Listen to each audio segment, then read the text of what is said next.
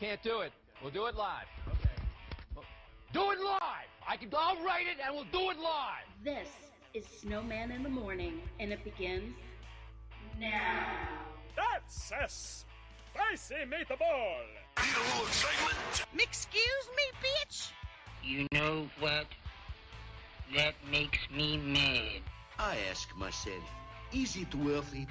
I answer myself, yes, it is worth it. Did you not get the memo? This feels weird.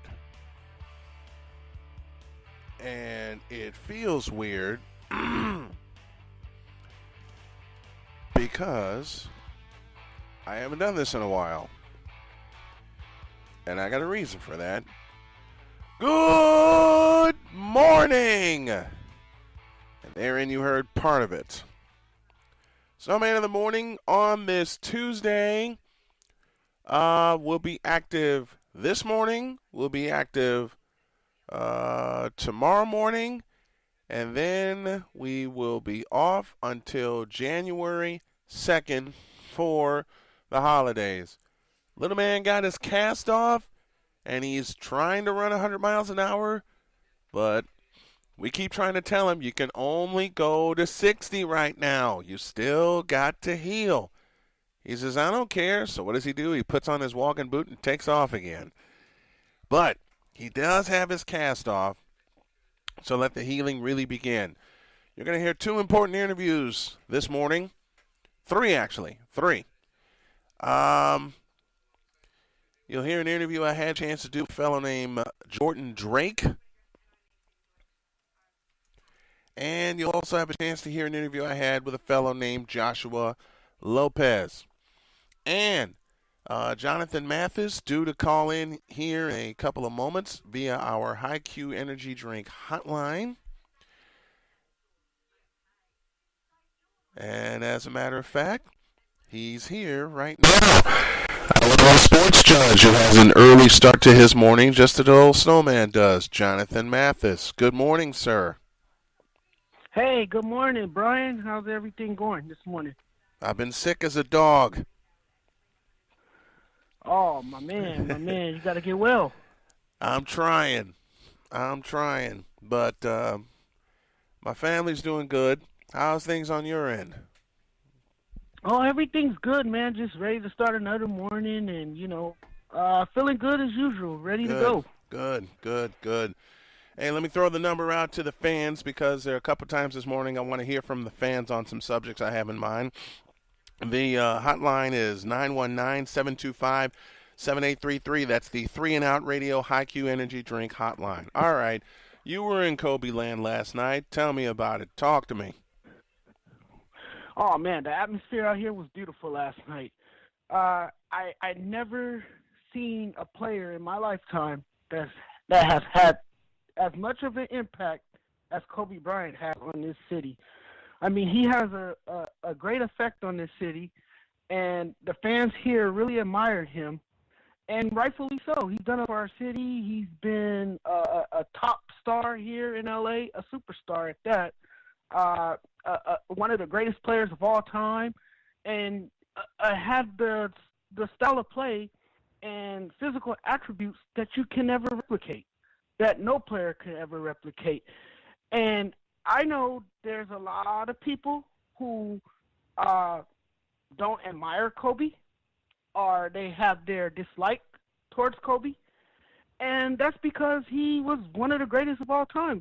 People hate on greatness. So, does the name Michael Jordan come to mind at any time? And what was that?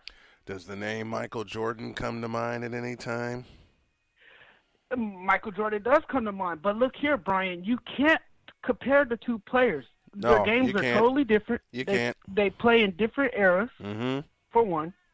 Two, another thing, the rules were totally different back in Jordan's era. Yep. So the game was much different. It was ran differently. It was played differently than what it was in Kobe's era. So, no, you can't compare the two. No. In contrast, both of them have physical attributes that stand out and make them that separate them from each other. Oh, yeah. So, no, you cannot do that. So, yes, Kobe was one of the greatest in his era. Yes, I would have to say he is. And I'm agreeing with that. I am absolutely agreeing with that. The sports judge himself, Jonathan Mathis, joining me this morning on a Snowman in the Morning, and we thank him for doing so. And, all right, let's jump to the NFL. What the hell happened in Pittsburgh? Whew. There's a lot of people saying that it was a catch. There's a lot of people that saying that it was an incomplete pass. I'm on the side where it was an incomplete pass. When you look at the play, Brian, he did not have full control of the football. I'm inclined to think otherwise. As long as I have watched football, and I'm going to talk about this on a later segment, as long as I have been watching football, even before the Calvin Johnson rule was adopted, that's a catch all day long. He had control. He came down on the ground, and the key component that you have to think about that no one else has spoken about, no one touched him down. He had control when he hit the ground. No one touched him down. That's a catch. I don't know, man. It looks indisputable to me when you look at it. I guess we're gonna just have to agree to disagree on that one. But I mean, you know what, Brian? You know you never want to base a game on technicalities. You don't. You never want to do that. And you know the Steelers put themselves in a situation where you know the refs looked at it and kind of decided the game in a way in a lot of people's eyes. But that's why you got to stay ahead and you got to do what you got to do to try to maintain a lead. So when it comes down to a situation like that, it won't be such a heartbreaker. You know, that was a heartbreaking loss. My biggest problem is Ben Roethlisberger trying to be superhero late in the game. I think all you had to do was spike the football or just throw it away. Spike the football and take the points. But in all honesty, it should not have even come down to that because Pittsburgh had Tom Brady and company on the ropes. And and it's happened so many times against Tom Brady. It's happened so many times against him. They could not and did not deliver the knockout punch. And the knockout punch in this case would have been 2 stops on the drive where New England had taken the lead. 2 stops is all they needed. They make a stop on that. They make a stop on that drive. Game over. Exactly, but I think the Steelers get a little too complacent and a little too comfortable every time they play the New England Patriots. They have the lead or whatever, and then they blow it. And a lot of that, again, is complacency and just not playing the full 60 minutes of football. That's what it is. I agree with that. I will definitely have to agree with that because we've seen it with Big Ben in Pittsburgh. We've seen it with Peyton Manning in Indianapolis. We've seen it with Joe Flacco in Baltimore several times over against Brady. You got them on the ropes, and they don't deliver the knockout blow. And Brady, just like Montana before him and the few others before Montana, they come back and they bite you. Pittsburgh should have won this game going away, but they got complacent. They didn't make the stop that they needed to make, and it cost them. I couldn't agree more with you. Certainly it did.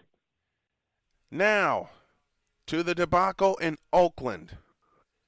You mean to tell me that a folded piece of paper is going to determine a football game? Really? I mean, I never seen that in my lifetime either, Brian. It's almost laughable in the sense that you could decide a game with an index card. I kind of made a joke about this the other day. I was going to put the picture up, but I didn't want to do it. I had taken a picture, right, with an index card in my hand, and I was going to say, this is what the NFL become. I was going to write that on the index card. I decided not to put it up. Maybe I should have put it up to be a little funny. But you know what, Brian? I've never in my lifetime seen anything like this. The NFL is becoming a laughing stock. It's a joke. With, some of these suspensions to now using the index card to some of the calls on the field. It's just a sham, my friend. It's just utterly ridiculous. It's you're right. It's a joke. It's an utter disgrace to the National Football League. And I got it really is. And I got a lot more to say. I got a lot more to say about that a little bit later on. So y'all stay tuned. The sports judge himself, Jonathan Mathis, joining me here this morning, even though I'm working through a cold. Y'all are going to have to forgive me. I had a couple other things happen. I'll explain that in a couple of minutes. But we close this with an announcement. I alluded to this before for y'all to check out Outsider Live Sports, and some of you have. Well, beginning in January, you can check it out on our network as we will be syndicating this wonderful show. So before we go, tell the fans about Outsider Live Sports.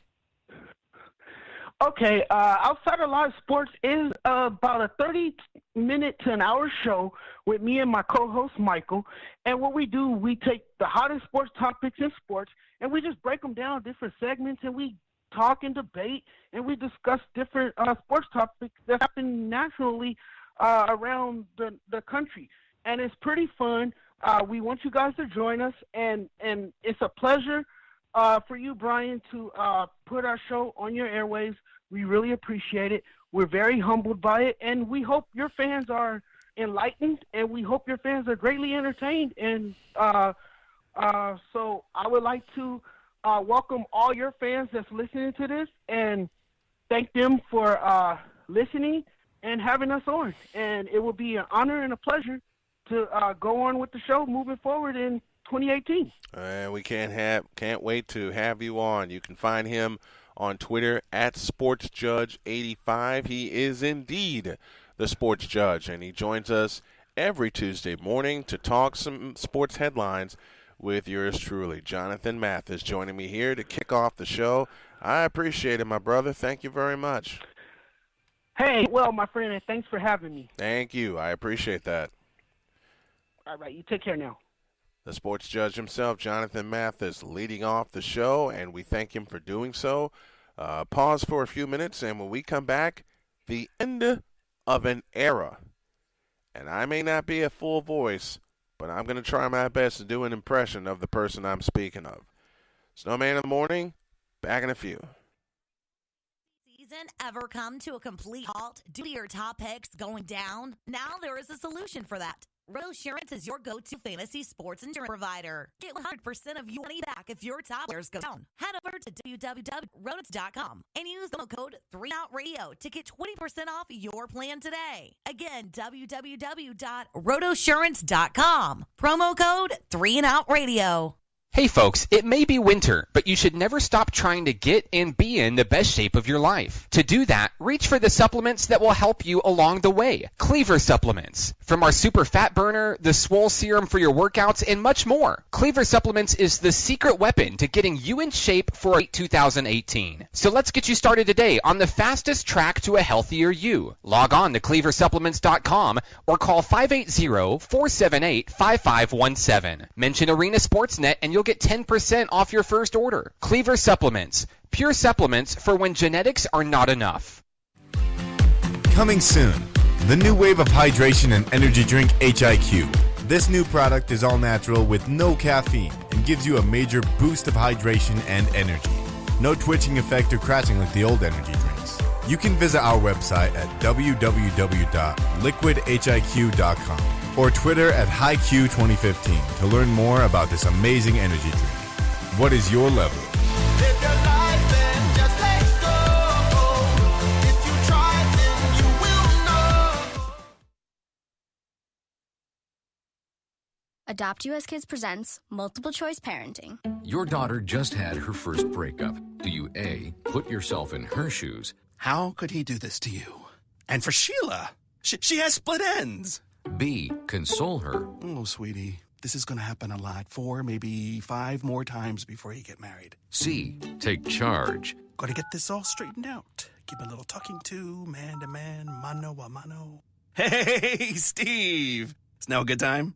No? Okay, no problem. Bye. Or D. Help her find a new boyfriend. I know a great place to meet boys. The internet. Nice, single boys. Never mind. How about some ice cream? As a parent, there are no perfect answers. But you don't have to be perfect to be a perfect parent. Thousands of teens in foster care will love you just the same. For more information on how you can adopt, visit adoptuskids.org. A public service announcement from the U.S. Department of Health and Human Services, Adopt U.S. Kids, and the Ad Council.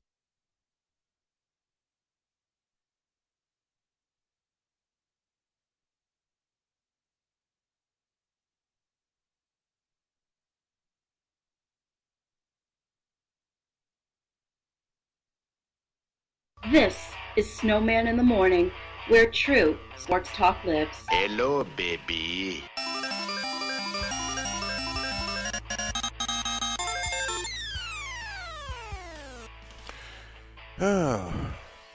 We roll along here on Snowman in the Morning. I'm only at half my voice because the other half went with a cold that I had. We're presented by Cleaver Supplements, pure supplements for when genetics are just not enough. Find us online, Snapchat, Instagram, Facebook, and Twitter. The ID you need is at SIT Morning. You heard the announcement. Outsider Live Sports will be joining Arena Sportsnet in January with the sports judge Jonathan Mathis and his co-host Michael De Leon. We have decided it's going to be Wednesday nights is where you can hear this wonderful show. So we're looking forward to having it on our network.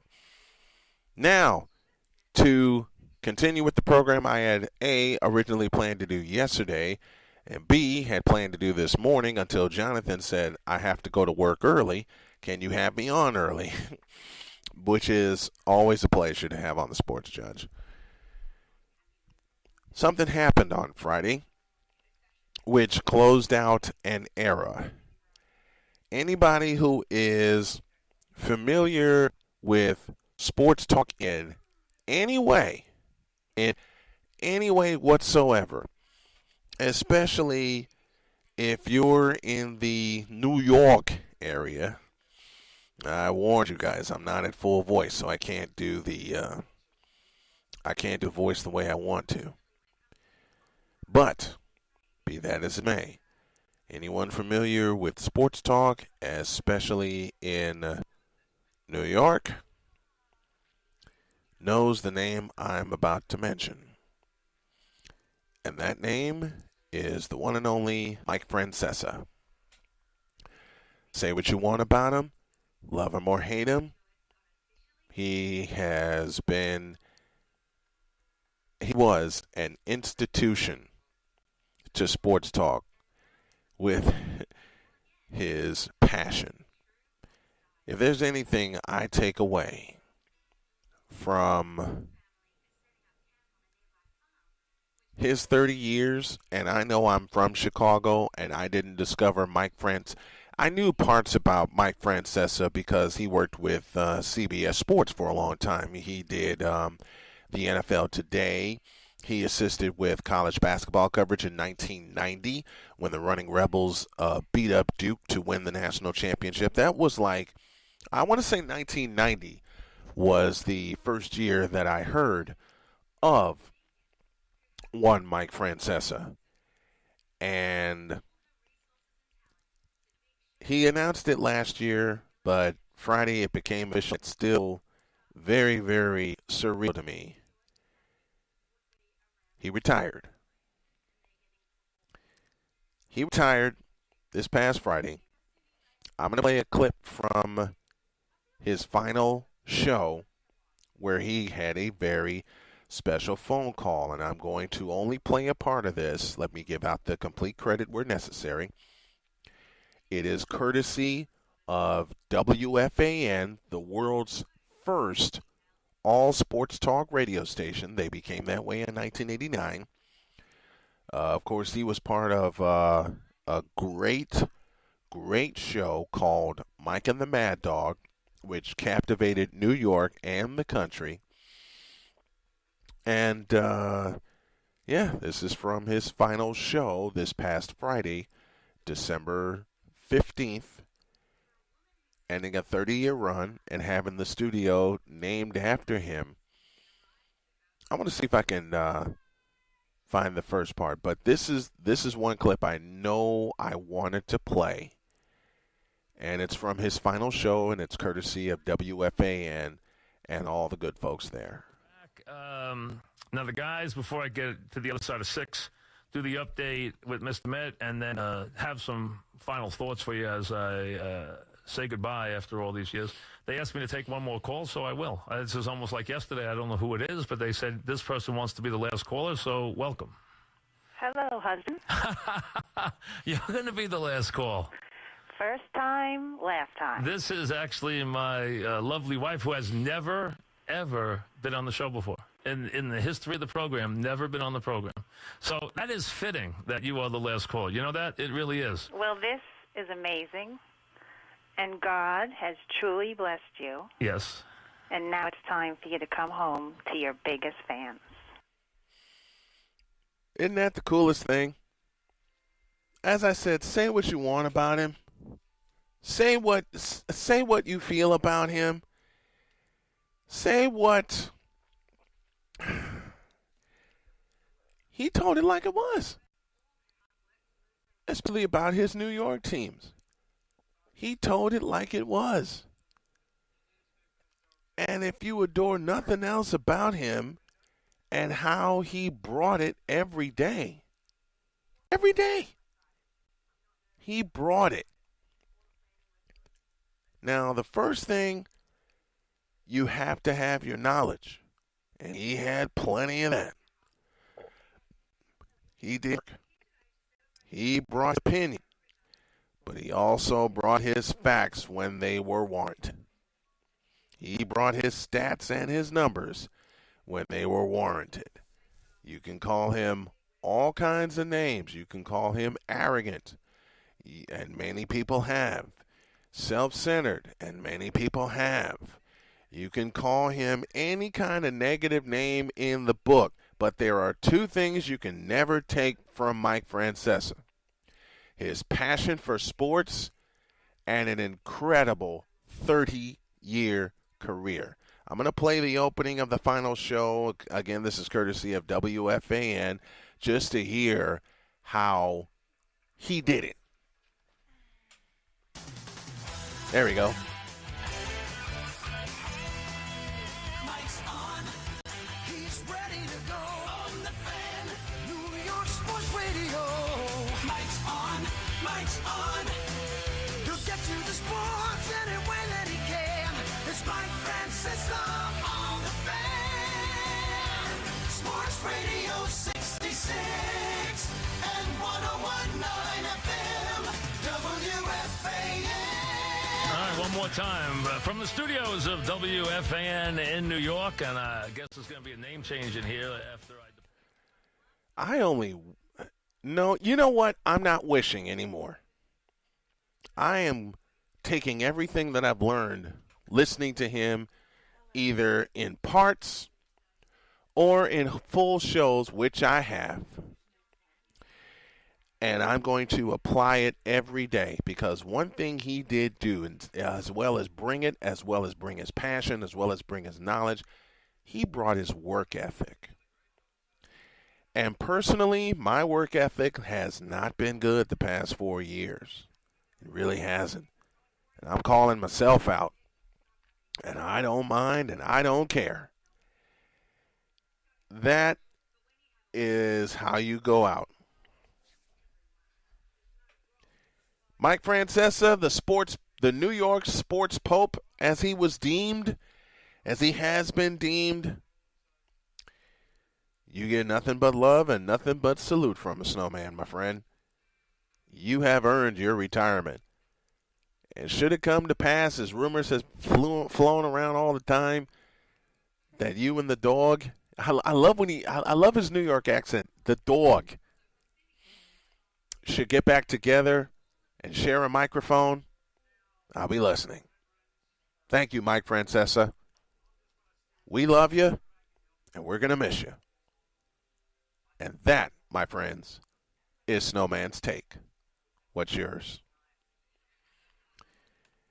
Got to love some Francesa. If you haven't heard him, listen to a couple of clips. You can find them all over YouTube. Nothing like him. There never will be. And to borrow a phrase from the New York Sports Pope, and I'm going to start using it probably shamelessly, but he's the one that said it all the time. Back after this. Adopt US Kids presents Multiple Choice Parenting. You've accidentally cut your daughter's bangs unevenly. Do you A, line things up a centimeter from her hairline? Man, oh man, oh man, oh man, oh man. No. Sweatbands are so hot right now. Everyone's wearing them. Like that basketball player and that other basketball player. B, get spiritual. Mom, where did all the mirrors go? A reflection could never capture our true selves. Huh? Beauty is within.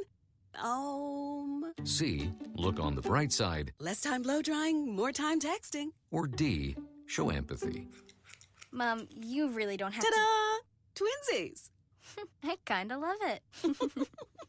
As a parent, there are no perfect answers. But you don't have to be perfect to be a perfect parent. Thousands of teens in foster care will love you just the same. For more information, contact You Gotta Believe at yougottabelieve.org. A public service announcement from the U.S. Department of Health and Human Services, Adopt U.S. Kids, and the Ad Council. Listen and imagine.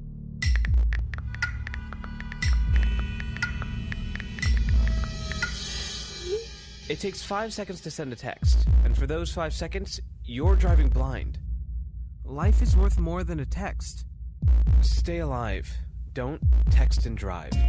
Visit StopTextStopWrecks.org, a message brought to you by the National Highway Traffic Safety Administration, Project Yellow Light, Noise, and the Ad Council. Welcome to the Butcher Box.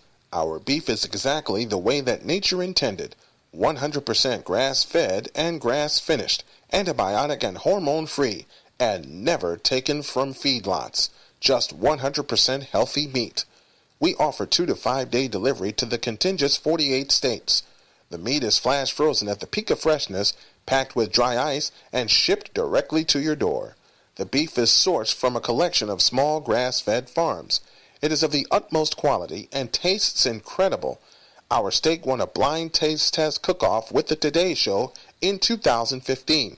So for 100% grass-fed and grass-finished beef, organic chicken, and heritage-bred pork delivered for free on your schedule for less than $6 per meal, visit arenasportsnet.com and click on the Butcher Box logo, and if you do so, you will receive 10% off your first order, or give Butcher Box a call at 855-981-8568. This is Mario Andretti. You know me as a race car driver, but I'm also a Meals on Wheels volunteer. I've raced against the sport's biggest personalities, but I've never met more vibrant, amazing people than seniors served by Meals on Wheels. As a volunteer, you deliver a hot, nutritious meal and a friendly hello to someone just like your mother, grandfather, or next-door neighbor. These seniors are inspiring people with incredible stories to share, and they love to see you. The smiles you get back are priceless. Delivering with Meals on Wheels is easy, and you don't have to drive like me for it to be quick. You can volunteer your lunch break once a week or just once a month. With 1 in 6 seniors facing hunger and many more living in isolation, your lunch break can make a real difference. So, America, let's do lunch. Volunteer your lunch break at americaletsdolunch.org.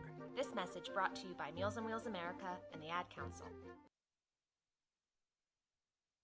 This is Snowman in the Morning, where true sports talk lives. Bazinga! Did you not get the memo? We are back.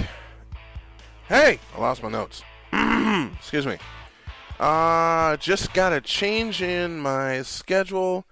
Mike Lyle was supposed to bring the Lyle Files on Wednesday. A schedule conflict has arisen, so he will be on Thursday morning. Let me confirm that with him right now. He's asking to come on Thursday, so Wednesday we may be open, and Thursday we may be on. We'll get it figured out. But we are going to take a break for the holidays. We'll have some classic episodes up, and we'll be back after the new year. And the new year is going to be crazy with myself. Want to welcome 3 and Out Sports Radio as a syndicator of our show, as well as Radio AFS, and of course our flagship network, Arena Sports Net. Got a thought? Dial in 919-725-7783. That's the High Q Energy Drink 3 and Out Radio hotline, as I'm awaiting a confirmation from Michael Lyle. And one of the things that Mike and I are going to talk about is the situation, and it is indeed a situation that's going on with Jerry Richardson and his, what is the word I'm looking for? Hasty sale of what's become a very popular franchise in the past couple of years, the Carolina Panthers. We'll dive into that on Thursday as soon as I get a confirmation from Mr. Lyle himself. Now then, I'm a little pissed off after this weekend. The NFL as a whole, for me, has not been good lately. It really, really hasn't. And I have more than several reasons for why I feel the way that I feel. Let me explain. I grew up in an era where football was played for the love of the game. The bonus was you got paid for it. That was the bonus. And at least that's how it felt to me. That's how it felt to me. You love to play football. You play it in high school. You play it in college. You get to the NFL. You enjoy playing it. The bonus was you got paid for it. Now, most of the love of the game, for me, has been rubbed out. Because football has, and I never thought I'd say this, the NFL for me has become too social. And what I mean is, it's run by social media and not run correctly by the people in charge.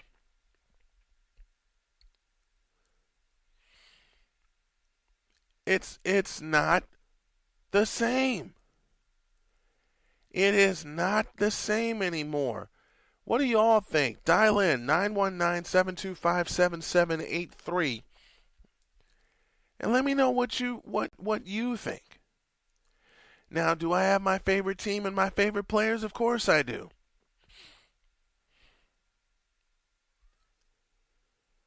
But it's not the same anymore. Everyone knows who the superstars are and the role players, but there's too much gunk that's been mixed in, such as politics. Colin Kaepernick, hello.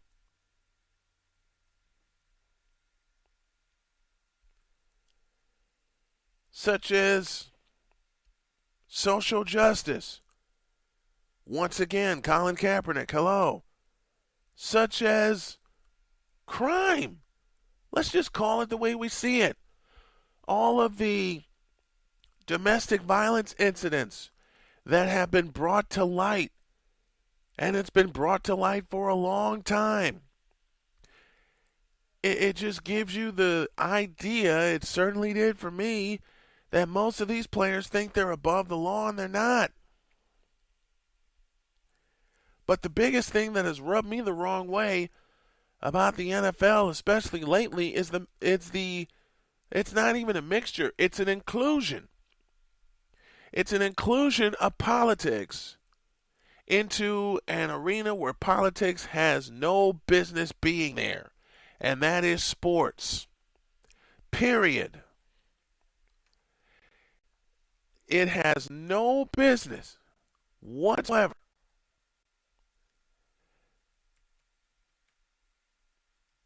being in a place where people want to get away from the world. And now you can't even do that because people are talking about politics during sporting events. And that especially became true. You know, it's been going on for a while, but this is one man's opinion. Keep this in mind. This is one man's opinion. It just seems like it's been that way when A, Obama took over as president, was elected as president, I beg your pardon, and B, especially since Donald Trump has been elected. That's when you're trying to watch a football game with your favorite players. It should not be that way. Period. It should not be that way. And what's really getting on my nerve, oh hell, let me just call it the way I see it. What's really pissing off, what is really, really pissing me off is the fact that it continues to happen.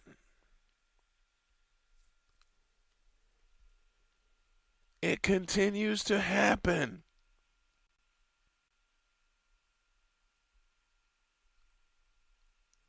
And it's only going to get worse.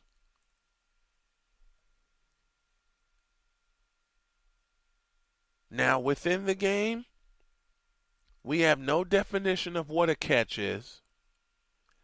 We have no definition what a first down is. And those are two of the absolute biggest things. The biggest things that determine a football game. And both lines got blurred this weekend. Both lines got blurred this weekend.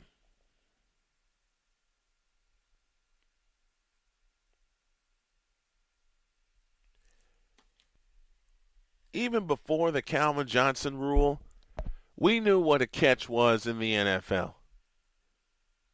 You caught the ball, possessed it, completed the process on the way down to the ground, and if you weren't touched, you can get up and run with it. That's it. At least that's what I thought it was. And then Calvin Johnson came along, had a catch in the game against the Bears, ruled incomplete. Now you got the Calvin Johnson rule, which was put to the test in a playoff game when Dez Bryant came up with a catch. But that was ruled incomplete. Line blurred again. Then you had what happened Sunday. Pittsburgh at New England. Now, the sports judge and I touched on this. Jesse James came down with a reception, period. Once again, I will say it. Jesse James came down with a catch, period. Period.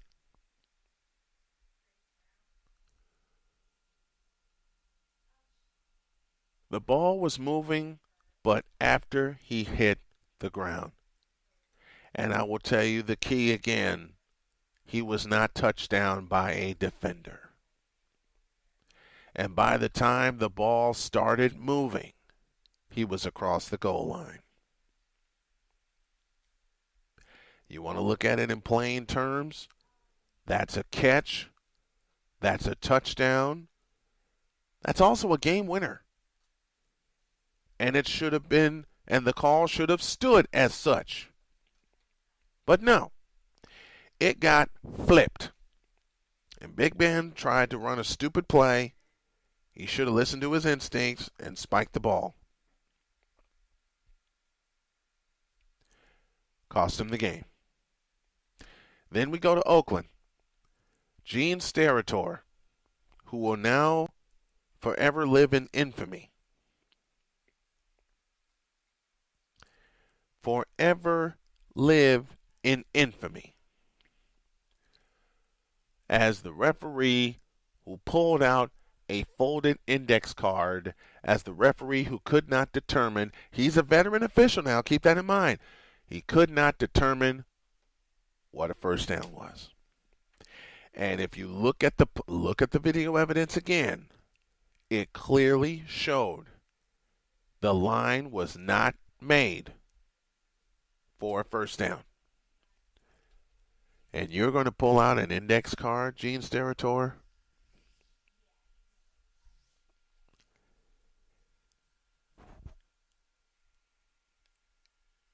And it showed there was room in between the card, the football, and the stick. And you're still going to give Dallas a first down. Really? Gene Steratore should be fired. I understand that the referees are humans and everyone makes mistakes. I understand that. I completely understand that. Lord knows I've made my share. But an index card to determine what is and isn't a first down when you could have just reached your hand down there? Well, to give him the benefit of the doubt, if he reaches his hand and it touches the ball and it moves back, then you have a false spot. Okay, all right, let me take that out of the equation. To a point now, I can understand why he used an index card. But at the same time, if it's that close and you can see space in between the ball and the chain, it's not a first down. It is not a first down.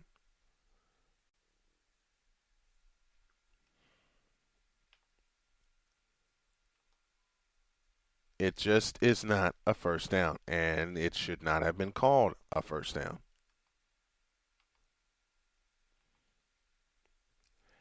Paul Allen, please ask the question. Are you kidding me? That's for Jesse James in Pittsburgh. That should have been called a touchdown. And for Gene Steratore. Are you kidding me?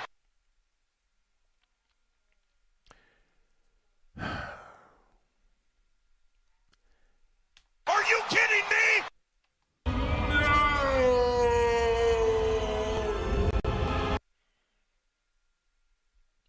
That's about all I can come up with. That is all I can come up with. Don't forget, Lady Blue, a.k.a. Arlene Major, will come at the top of the third hour. And yes, we have a third hour today. Just because of that. But I got a question of the day.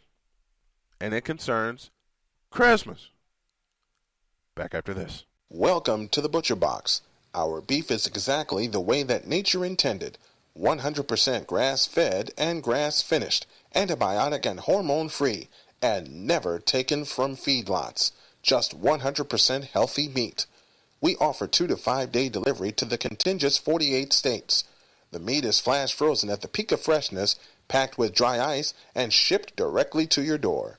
The beef is sourced from a collection of small grass-fed farms. It is of the utmost quality and tastes incredible. Our steak won a blind taste test cook-off with the Today Show in 2015. So for 100% grass-fed and grass-finished beef, organic chicken, and heritage-bred pork delivered for free on your schedule for less than $6 per meal, visit arenasportsnet.com and click on the Butcher Box logo, and if you do so, you will receive 10% off your first order, or give Butcher Box a call at 855-981-8568. Hey folks, it may be winter, but you should never stop trying to get and be in the best shape of your life. To do that, reach for the supplements that will help you along the way. Cleaver Supplements. From our super fat burner, the swole serum for your workouts, and much more. Cleaver Supplements is the secret weapon to getting you in shape for a great 2018. So let's get you started today on the fastest track to a healthier you. Log on to cleaversupplements.com or call 580-478-5517. Mention Arena Sportsnet and you'll get 10% off your first order. Cleaver Supplements. Pure supplements for when genetics are not enough. Adopt US Kids presents Multiple Choice Parenting. You accidentally cut your daughter's bang evenly. Do you A, line things up a centimeter from her hairline? Man, oh man, oh man, oh man, oh man. No. Sweatbands are so hot right now. Everyone's wearing them. Like that basketball player and that other basketball player. B, get spiritual. Mom, where did all the mirrors go? A reflection could never capture our true selves. Huh? Beauty is within. C, look on the bright side. Less time blow drying, more time texting. Or D, show empathy. Mom, you really don't have Ta-da! Twinsies! I kinda love it.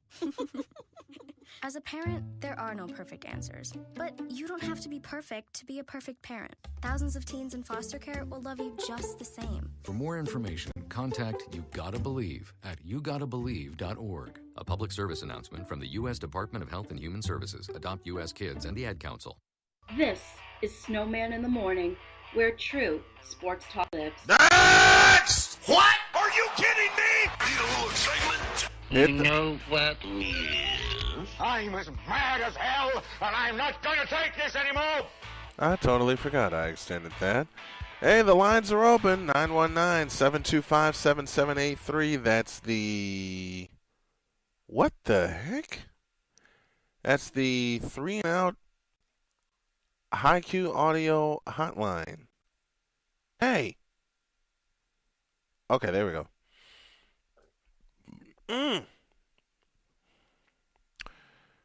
Now, I got a question of the day coming. I lost my train of thought. I'm so sorry. But first, a little... Oh, I forgot to do something else, too. Hey, y'all. I want you to watch the San Francisco 49ers next year. Because they got a fellow by the name of Jimmy Garoppolo who is their quarterback. And if they were smart, if San Francisco was smart, they'd lock him up to a long-term deal right now. Now, I'm going to hear arguments upon arguments saying it's too small of a sample. He may turn into Matt Castle. He may not even produce what Alex Smith and Colin Kaepernick did. And I got Mark Kelly coming on Thursday as well. But damn it, if the numbers don't lie, he's put in his small sample, he's put up better numbers than not one but two Hall of Famers, Young and Montana. And, of course, he had to sit behind Tom Brady for 4 years, 3.5 years. But he learned a lot from him, didn't he? And we're seeing it.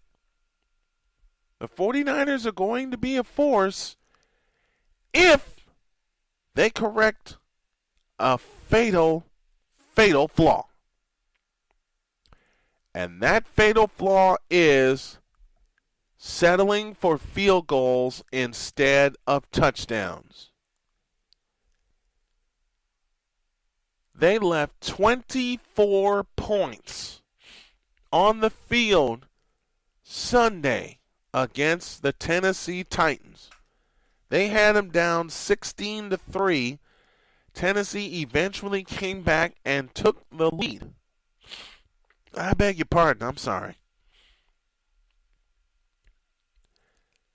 But the 49ers fought back and Robbie Gould won the game at the gun. But they must fix this fatal flaw.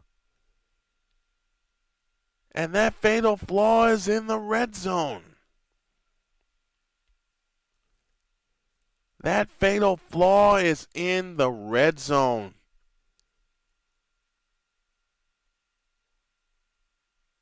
They have to convert touchdowns and not field goals.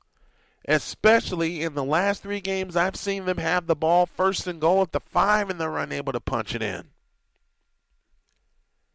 Which means the play calling has got to get a little more aggressive, and that sinister running game that the 49ers once upon a time had during the Harbaugh era needs to return. Now, they got 2 capable running backs in Carlos Hyde and Matt Breida. Matt Breida is a fellow out of Georgia Southern, rookie out of Georgia Southern, who can very much be an every down back. But they have to, I mean absolutely have to. They must solve red zone and not let defenses stiffen up on them. Let me tell you something about these 49ers and the potential they have to equal the 49ers of the dynasty 49ers of the 80s. Let me tell you the potential they have. They got the number 1 A1 quarterback that they have right now in Jimmy Garoppolo. And he's putting up all of these numbers. He's averaging 303 yards passing in his starts with a scaled back version of his playbook. They dialed it down. They dialed it down.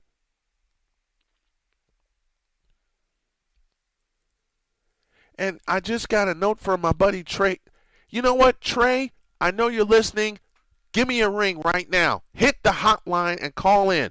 Anybody that has thoughts right now, I'll take you to the top of the hour. 919-725-7783. I know you're listening, Trey. If you can, dial in. He said something that is so true just now in a text message to me when he said, think of how much better Pierre Garçon would have been this year with Garoppolo throwing to him. You know who's going to be a star for the 49ers in their receiving core? And who's going to be that much bigger of a weapon now with Garoppolo throwing to him? Garrett Selleck. Imagine if Garrett Selleck had Jimmy Garoppolo throwing to him all season. He'd be putting up numbers the same way, let me think of their names. Charlie Young, John Frank, and Brent Jones would be putting up with the 49ers. Or did put up with the 49ers as tight ends to have Montana and Young throwing to him. Especially Young throwing to Brent Jones. I mean, Brent Jones was Steve Young's safety blanket.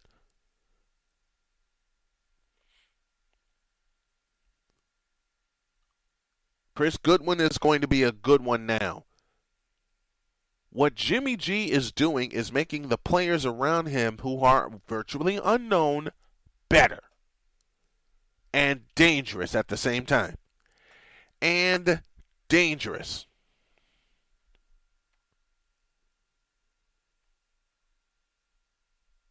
Imagine if Jimmy G had been their quarterback all year. Imagine him if Jimmy G had started the moment he arrived in San Francisco. You got an able-bodied backup in C.J. Beathard, and he was put under fire. All right? You keep Beathard due to an injury. You maybe draft one behind him. But Jimmy G is the starter at quarterback, the A1 quarterback the 49ers have been looking for since Steve Young. I'd include Jeff Garcia, but he didn't stick around long enough. But Garcia put up some numbers too. So, by default, you have to include him.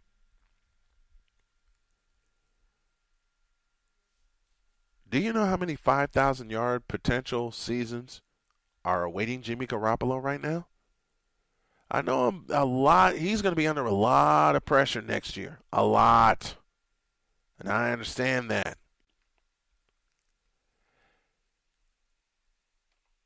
I completely understand that.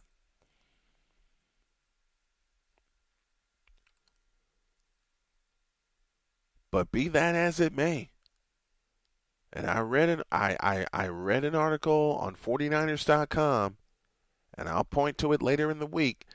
And yes, it's a small sample, but it's a sample nonetheless. Mark Kelly said it to me in a chat, and he's very much right with this statement when he said, when he can go 13-3, then we'll talk. Next year, Mr. Kelly, he'll have that opportunity. Now, will he go 13-3? Probably not. Will he he's leading the 49ers back to respectability right now. And the statement I made on Facebook was, watch the 49ers next year. I didn't call them a playoff contender. I didn't call them a Super Bowl contender because they are far from that. They still have some holes to fill. They absolutely still have some holes to fill. The defense has been balling out all year. But it's the offense that has got to get their act together. 7 trips into enemy territory, and only one of them resulted in a touchdown. It's unacceptable. Not with the history the 49ers have. That is the fatal flaw with San Francisco right now. Not turning red zone opportunities into touchdowns. Settling for field goals instead of touchdowns. I beg your pardon. They have got to fix that fatal flaw. Now with Jimmy Garoppolo in place, you can give him more in the playbook. Give him more of the playbook, and you can allow Jimmy G to be Jimmy G. And to borrow from Stacey King, Jimmy G touchdowns. The G stands for gets. Let him. Just plain let him.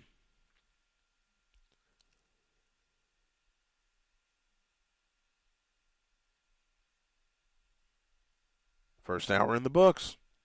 Got a second hour coming, and I'm going to make a flip. Instead of Jordan Drake, the conversation I had with him for the second hour, you're going to hear the conversation I had with the notorious one, Josh Lopez, in 3 minutes. Has your fantasy season ever come to a complete halt due to your top picks going down? Now there is a solution for that. RotoSurance is your go-to fantasy sports insurance provider. Get 100% of your money back if your top players go down. Head over to www.rotosurance.com and use the promo code 3andOutRadio to get 20% off your plan today. Again, www.rotosurance.com. Promo code 3andOutRadio.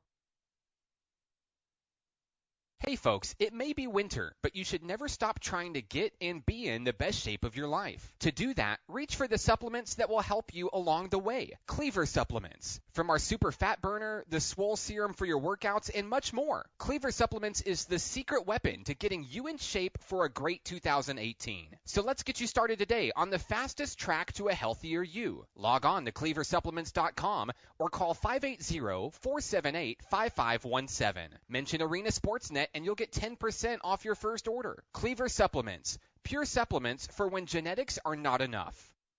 Adopt US Kids presents Multiple Choice Parenting. Your daughter just had her first breakup. Do you A, put yourself in her shoes? How could he do this to you? And for Sheila, she has split ends.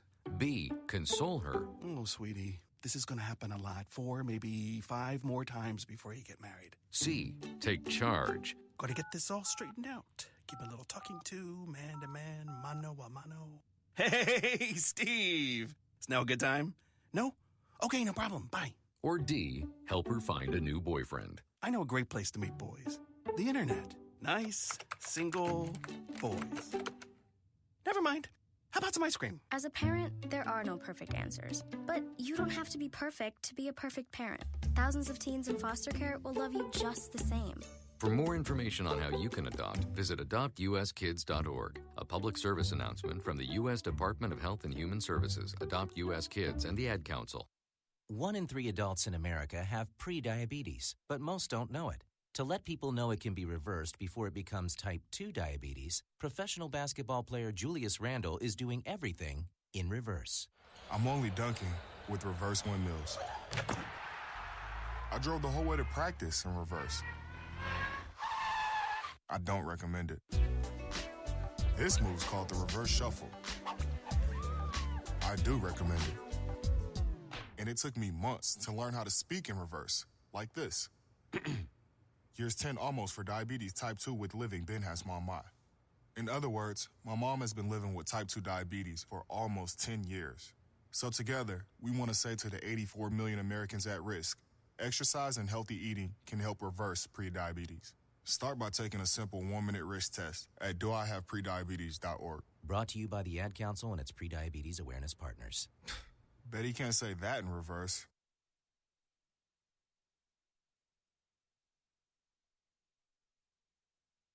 We are live outside the home of Joe and Rosie Goddard, where a pretty big tickle fight broke out just minutes ago. Sources say their father instigated the laughter. Let's go inside for a comment. Apparently, they have no comment. Dads, let this be a reminder that it only takes a moment to make a moment. Call 877-4DAD-411 or visit fatherhood.gov. Brought to you by the U.S. Department of Health and Human Services and the Ad Council. The Western Scrub Jay. I was taking my science class on a virtual reality bird-watching expedition. All of a sudden, Charlie Kane shouts, "Arr! Arr!" He had spotted the elusive black swift, a bird rarely seen in the wild. For a brief moment, Charlie had not the eyes of a 9-year-old boy. He had the eyes of an eagle. Teachers just have better work stories. Find out how creative teaching can be at teachdfw.org. Brought to you by Teach and the Ad Council. Welcome to the Butcher Box. Our beef is exactly the way that nature intended. 100% grass-fed and grass-finished, antibiotic and hormone-free, and never taken from feedlots. Just 100% healthy meat. We offer 2 to 5 day delivery to the contiguous 48 states. The meat is flash frozen at the peak of freshness, packed with dry ice, and shipped directly to your door. The beef is sourced from a collection of small grass-fed farms. It is of the utmost quality and tastes incredible. Our steak won a blind taste test cook-off with the Today Show in 2015. So for 100% grass-fed and grass-finished beef, organic chicken, and heritage-bred pork delivered for free on your schedule for less than $6 per meal, visit arenasportsnet.com and click on the Butcher Box logo, and if you do so, you will receive 10% off your first order, or give Butcher Box a call at 855-981-8568. This is Snowman in the Morning, where true sports talk lives. Excuse me, bitch! Are you kidding me? What? Ladies and gentlemen, I have been wanting to have this man on for a while. He is finally on with me. I love this brother dearly. He's the host of the Josh Lopez Wrestling Podcast, one of the most popular wrestling shows you will ever hear. And we're just going to dive right into it. Everybody, please welcome Josh Lopez, a.k.a. Notorious Joshy. What's up, my brother? Excuse me, bitch!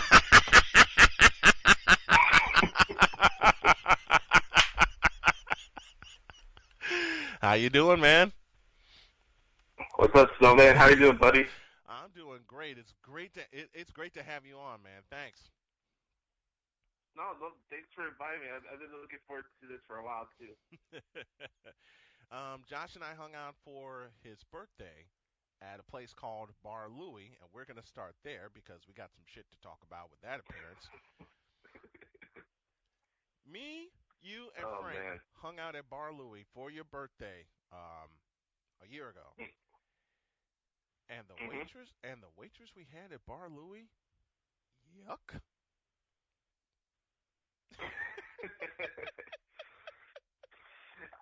I always have one rule to follow by. And that is? And that is waterfall is waterfall. All right, man. Let's get serious for a moment here. And Right. Josh said I could grill him about anything, and we share a common denominator. As much shit as we talk to each other and about each other, we do it in fun. How disenchanted, my friend, are you with the scope of professional sports right now? It's up there, Snowman. I'm not gonna lie. For those that don't know, I'm from the city of Chicago, and we have 3 teams that are currently rebuilding. And honestly, from my point of view, I'm not a fan of rebuilding because there is a philosophy out there. If you listen to what your fans cry and moan about on social media, sooner or later you'll be sitting with the fans. Mm-hmm. And that's my issue with rebuilds. And, okay, I get it. Sooner or later you don't want to be stuck in mediocrity. But Right. at the same time, the thing I don't understand, Snowman, and I've said this before on the sports drive, is especially when it comes to the Chicago sports team, like everybody's solution to every sports problem is oh, let's get a basketball Theo. Let's get a football Theo. Well, even though I'm a White Sox fan, there's only one Theo Epstein. So when you can find those other guys, then I'll take your opinion seriously. Exactly. I love it. I am from Chicago. I am a South Sider born and bred, but I hate the rebuilding mode because it seems like everybody gets stuck in it, especially the Chicago teams, which leads me to this. You know how you spoke about how the Chicago fans are, or no. Check that. The Chicago media acting like they know everything, which is why Arena Sportsnet's going to blow all their asses away with our sports coverage here in the next couple of years. I said that on the sports drive, and people called and people checked in with me and thought I was nuts for making that statement, and I made it 2 years ago when I was living in LaPorte. I mean every single word of that. Nobody else is going to believe it besides you at the end of the day. That's it. Why is Chicago media so fucking fickle right now, man? What's up with that? I don't get I don't get it. Is it something where Twitter, where I could come up with something stupid so I can get a lot of hits? It's like, it's either that or they don't have the creative skills to actually come up with a show. So they'll steal a copy from somebody else's show and they'll make a Twitter poll out of it, like Waddle and Sylvie, and they'll go from there.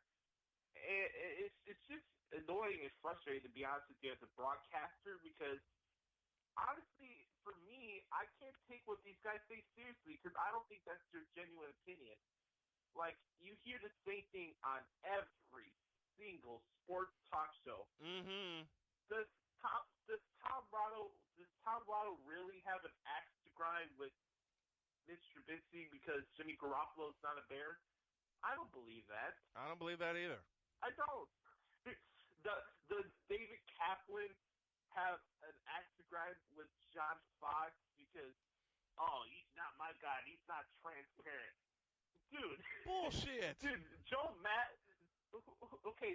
is transparent, and guess what? The Cubs got embarrassed in the playoffs this year. Are you going to put Joe Madden on the hot seat? No.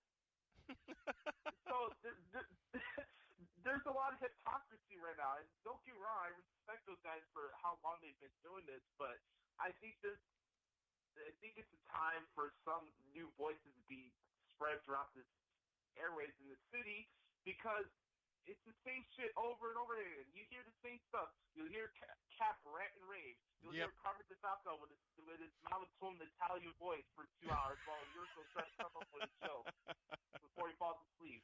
Yep. And then you got Waddle Sylvie, and the only realistic voice you hear on that damn station is Jonathan Hood. Thank you. That's Thank it. you. And Hood calls it like he sees it. Period. Jay Hood calls it like he sees it. We both had a chance to meet him. Very good mutual friend of ours. And I mean, he's always offering encouragement to both you and I. You went to the Illinois School for Broadcasting. You and I met in 2011 at Starbucks, no less, with a couple of other people, and we've been close. We've been close since. I had the pleasure of having him on the mic with me when we were covering the Noble Street basketball championships at we call them the Exelon Files. And here's where I'm Oh, Lord. I got to tell you all a funny story. When I came in one day, Josh got to Exelon Gym. Anyone familiar with the north side of Chicago knows where Exelon Gym is. He got there a little bit before me. He got my attention, and he showed me this mascot that looked like it was supposed to be a puma, but it looked nothing like a puma. Yeah, it looked like a background figure you see at a Touch and Seek restaurant.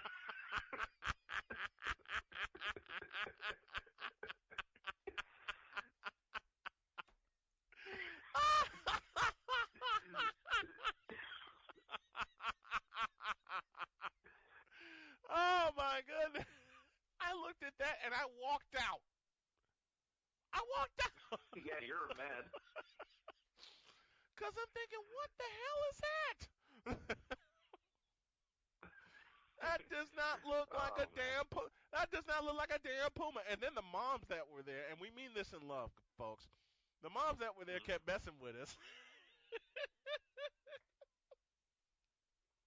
Everything's a foul. And we heard it even through our headsets. It was loud in that joint. It was loud. Yes, it was. Oh, man. All right.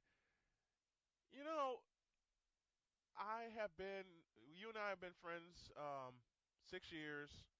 I've been around when you were putting in your applications, still putting in applications to work at radio stations. And this is what pisses me off about them, because I've been down this road. They bring you in, they treat you like you're royalty, they show you the ropes, you think they're going to hire you, you think you have the qualifications to do so, and then you don't hear back from them. That's a little shitty in my opinion. Right. Yeah, that's the current struggle I'm dealing with right now, and I know a lot of young broadcasters like me deal with this, so I'm not putting myself in one box. And right. I'm a very humble guy. You know that, Snowman, better than anybody. Yes. I've been able to do a lot of cool stuff at a young age. I've got to cover a WrestleMania invited by the WWE at the age of 20. I've got to cover other events around the city of Chicago. I was able to have a 3-hour radio show at my school's broadcast station. Yes, and it was a wonderful, show. Not only a 3-hour show, a 3-hour wrestling show. Yes. Think about that at a sports station. Yes. Was it tough for you? Was it tough for you to leave? When you brought it into that show, was it tough for you to leave? Well, you got to understand, man. I did that show from July 2013 to WrestleMania 32, which was in 2016. Yes. So I did it for almost 3 years at that station. I did it every single week. I didn't make any excuses. I'm a person that rarely gets sick because I'm a waterholic. I'm not an alcoholic. And I like to stay away from people so I don't get sick. That's kind of my secret, but I did that show for a long time, man. We'll talk about that later on during the thing, but like going back to the applications, like I've had the opportunity to do multiple interviews with the Score.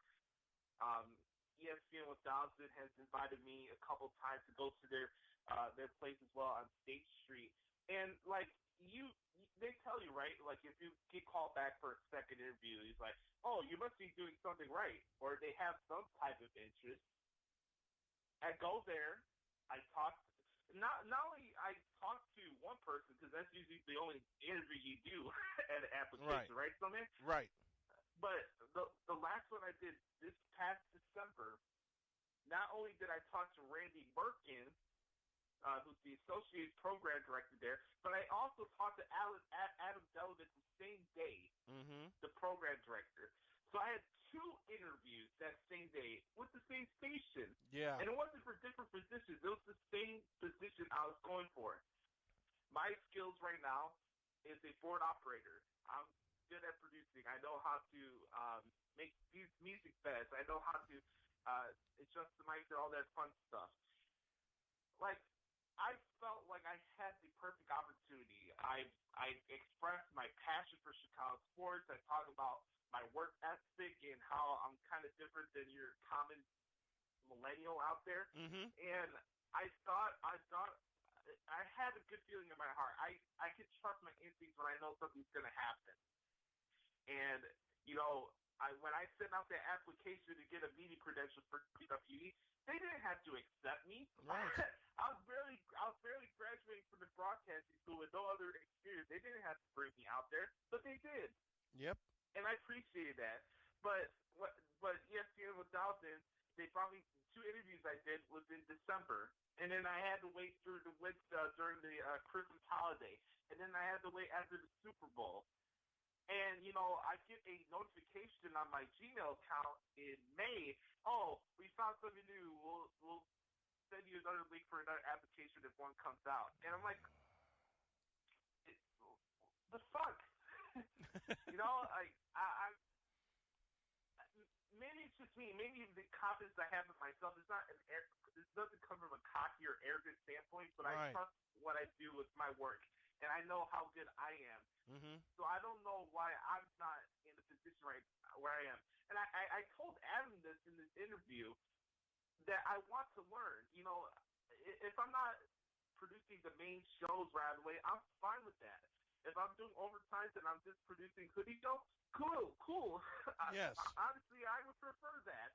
I would rather produce hoodie show and make it the best show on the station. Exactly. You know, it already is. Mm-hmm. So I don't know. Is this something I'm doing wrong, Snowman? No, it's nothing you're doing wrong. It's something they're doing wrong, and that's not giving you a shot.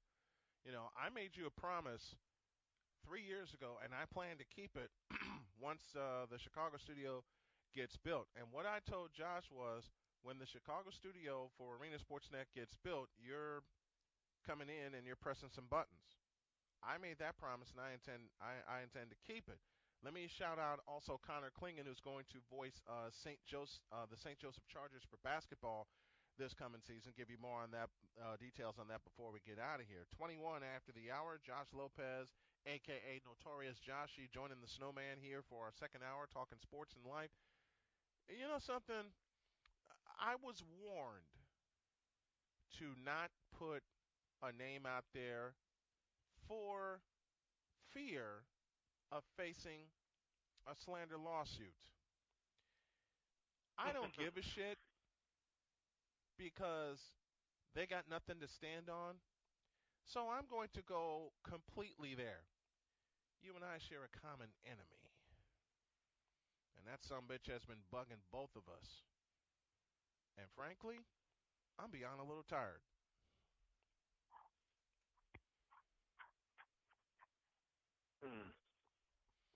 I know what it is.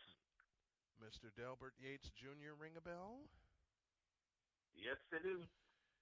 What has he said to you? Because people think just because, you know, I do take my legal battles into consideration, but I got truth on my side. And right now, to borrow a famous phrase, and Josh, you heard me utter this on Sports Drive, frankly, my dear, I don't give a fuck. I really don't. I really don't care. He needs to be exposed so people will know what we're dealing with. True. Now what? I got a couple messages from him. Not recently. This was like a couple years ago or something like that. And I've been open on my shows like Sports Driving, etc. about the issues I had to deal with growing up. For those that don't know, I was deaf at birth for the first 2 years of my life. I had tubes shoved down my ears, and I couldn't hear for anything for the first 2 years of my life. And it's not something that I gloat about or I'm happy about, but it's something I've overcome, and I think I've mellowed out. for having that disability. But I think I made the best out of it. You did. It's crazy. I couldn't hear it for the first 2 years of my life, and then I get accepted to a top music school in the country where you have to use your ears and you have to have good hearing in order to play music. So, I got a message for this show. It's like, first of all, you're dull, you're boring, you don't have anything interesting to say, and nobody wants to have an autistic deaf person on sports talk radio. That was the first message I got for him. And, he wants to throw pot shots of whether he thinks I'm fat or not. And I can look at myself right now, and I've been going to the gym for the last 3 months. I'm not saying that I'm like Usain Bolt or Michael Phelps or anything like that, but I am sure as hell not fat. So delegates, I'll make this simple because this is more fun stuff that we should talk about more than this schmuck because he doesn't deserve any platform. Yeah. I'm going to break this as simple as possible, and he can get offended by this if he wants. I don't give a fuck either, to be honest with you. It goes simple like this, ladies and gentlemen. Del Yates is a cleaner. That's it. He clings on to everything that gives him any self-confidence. Mm-hmm. For example, he's so desperate to stay around the local media scene that he hops on Chet Topics, what, to string them along. And it's been going on for years. And where Chet goes, there goes Del. Any project that Chet comes out, hey, can you promote Chet's new book? Hey, can you do this? Yeah. No. You and Chet Topic are what's wrong with media. And I don't care how long Chet Topic has been doing media for years. I don't. If I don't respect you, it's for a reason. Mm-hmm. Dude, okay, Vince Russo was a writer for wrestling when I was 4 years old, and he's been doing it for 20 years. Yes. I don't respect him. I don't, because he's a schmuck, and he throws Christianity in my face. All the time. Give me a break. This almighty Christian goes on Twitter and bashes the WWE every single week and bashes people that work inside the company because, he had a bad run of it in 1998. And then he wants everybody to feel sorry for him, and he goes on this podcast and trashes the company every week. Yep. And he's like, shut up already. And the same thing goes with Del Yates. The fact that this guy is so depressed and clinging onto anybody who gives a shit about him needs to go after you to feel better about himself. And he's done that. I'm tired of it. He's done that to me for 7 years. Yeah, I'm tired of seeing him going after you. I'm tired of hearing you bring him up in our chat room. Yeah. Like, the guy just needs to go away. I agree. I agree. This will be the last time either of us talk about him. All right. Now let's get back to some real. Let's get back to some real stuff. How disenchanted are you with the NBA right now?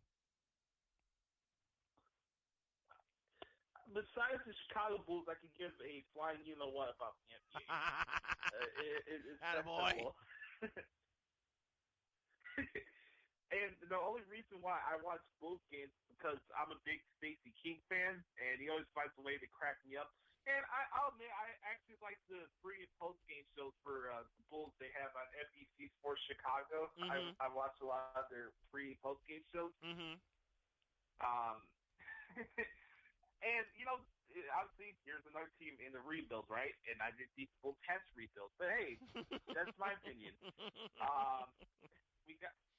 I got to deal with the cards that were dealt here. And we have Doug Collins now as the senior VP in the front office now. Everybody in the city wants to get rid of Gar Pax, but they forget that Gar Pax is the reason why Ben Gordon and Kirk Heinrich and et cetera, came to the Bulls. Yep.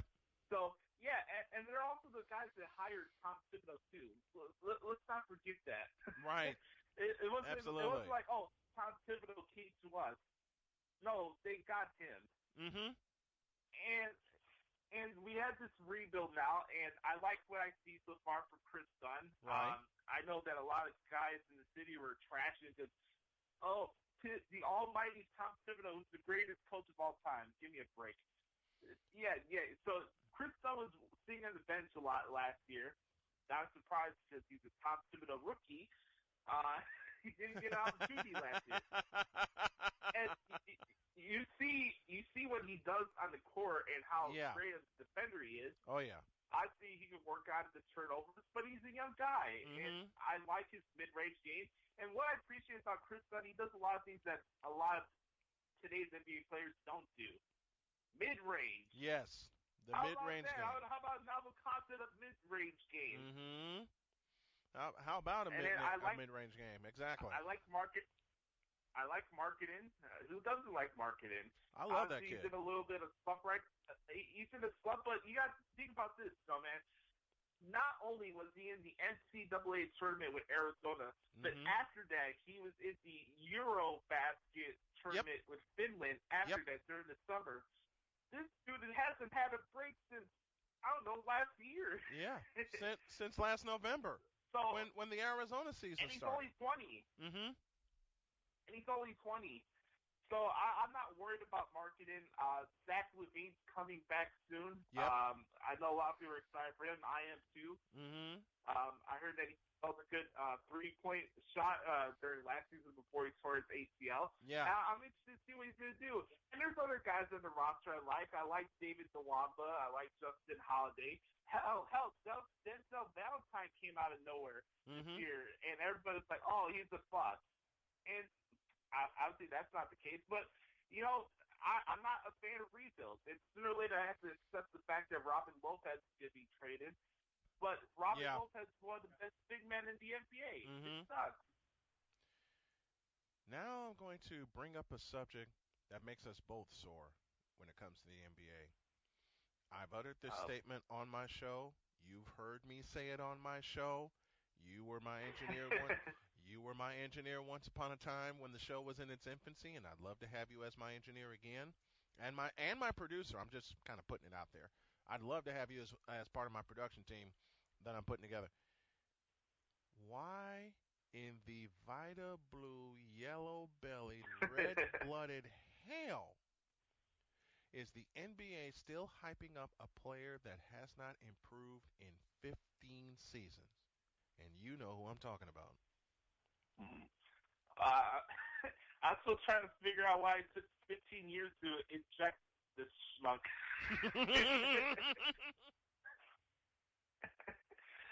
Like, it takes 15 years for this guy of all people to get ejected from a court because he whined about a foul. Hey, how about eject him when he threw Luol Deng down the court during the playoffs? Absolutely. How bad? But no. LeBron's a class individual. LeBron doesn't do anything wrong, right, Snowman? That's some bullshit. Wait a minute.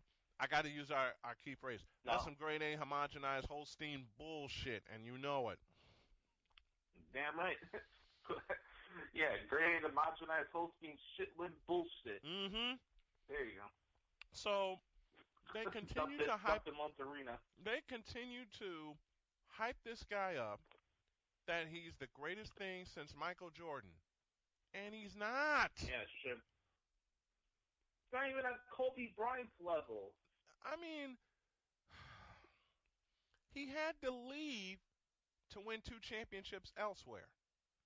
Then he comes back, gets a rigged championship for Cleveland, and you goddamn right I said it's rigged.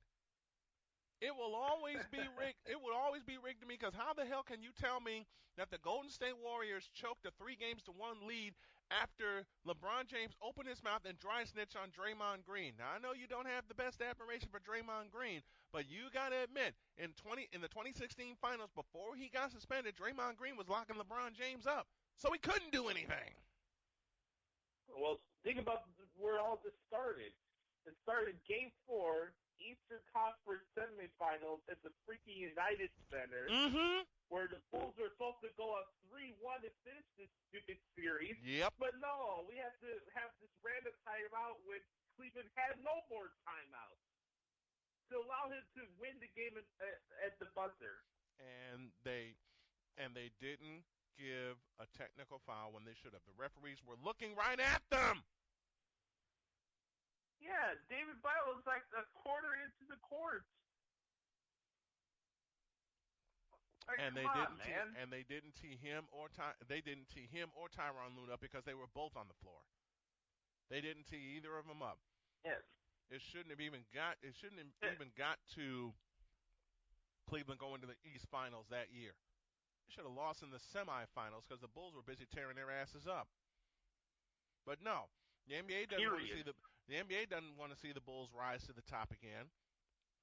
Just like they're hating the fact that teams that actually play like teams, Golden State, Chicago, San Antonio, they don't want to see them rise to the top again. They want to see LeBron fucking James be at the top because their popularity is sinking right now.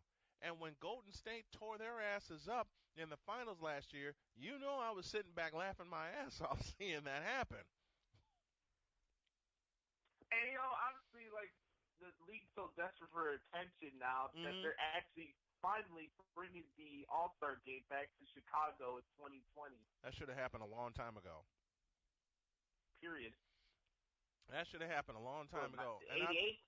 Yeah, 88 was the time that 88 was the last time Chicago hosted the All-Star game, and Michael Jordan was there, and I don't need to explain anything else that happened that weekend. Yep, one of the greatest All-Star weekends ever. Maybe the greatest, at least for the slam dunk contest. It was for me. It was for me. Mm-hmm. Now, I'm going to have a little fun here. Anybody who knows me or knows of me knows the reason I got into doing play-by-play was a fellow by the name of Jim Durham. He was a former voice of the Bulls for many years. I've been complimented so many times on my style, but I've had people recently, and Josh, you're going to get a kick out of this, tell me I should pattern my announced game after someone else who was not a big influence on me. That's bullshit.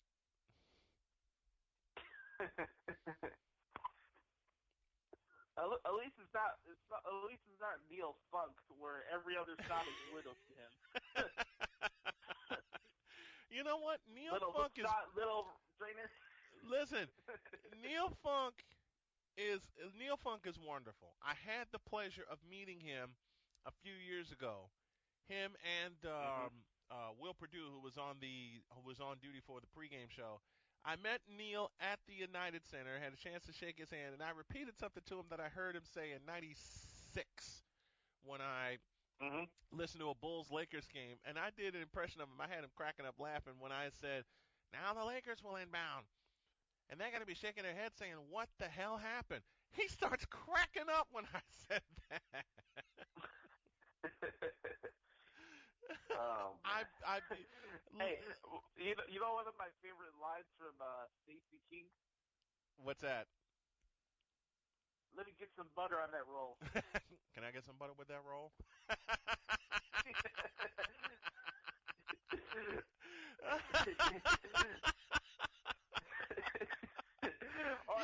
In a low tone. Wait a minute. In a on your side. in a low tone, you just hear. I think it was after Derrick Rose crossed up John Wall in a game against the Wizards at the UC, and all you hear is Stacey King in a low tone, and I love Stacey saying, "Oh my goodness, can I get some butter with that roll?"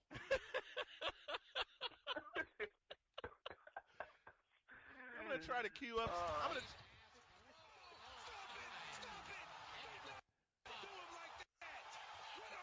Little Stacey King in the background right now, folks. Derrick Rose can go upstairs.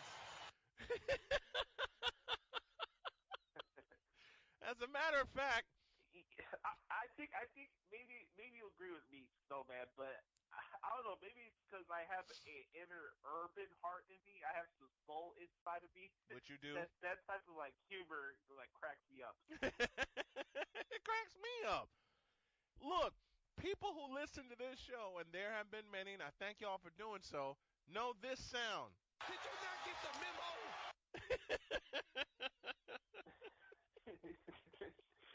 Oh man. And anybody who listens to the show, and Josh is a regular listener, and I'm praying he becomes a regular guest. They also know this because this helps open up the show. I can't do it. We'll do it live. Okay. Do it live. I'll write it and we'll do it live.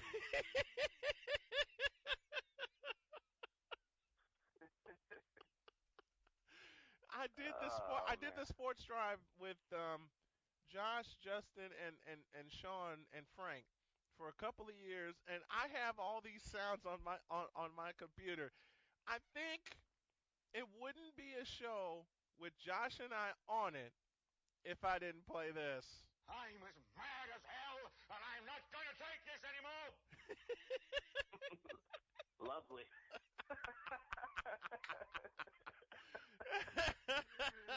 Oh man. And you know what? One of the big staples of the sports drive was some impressions that I came up with. Yeah. Over the years. The impression. I had been away for a couple of weeks because I was doing baseball. But when I came back, the impression you did of Barack Obama had me on the floor, dying. Especially when you did it during the bash hour. Yeah, the Barack one's got a lot of praise, but also recently the Donald Trump one that yes. I have has been yes. sparking some eyebrows.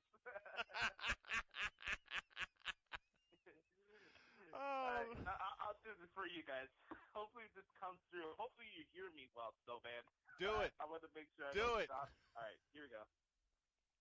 All right, here we go. We have the number one fans out there. You listen to the number one network. It's tremendous. We got the best infrastructure, the best website, the best fans. Believe me. Believe me. I'm going to build a wall between Coeur d'Alene, Idaho, and everything else in the United States.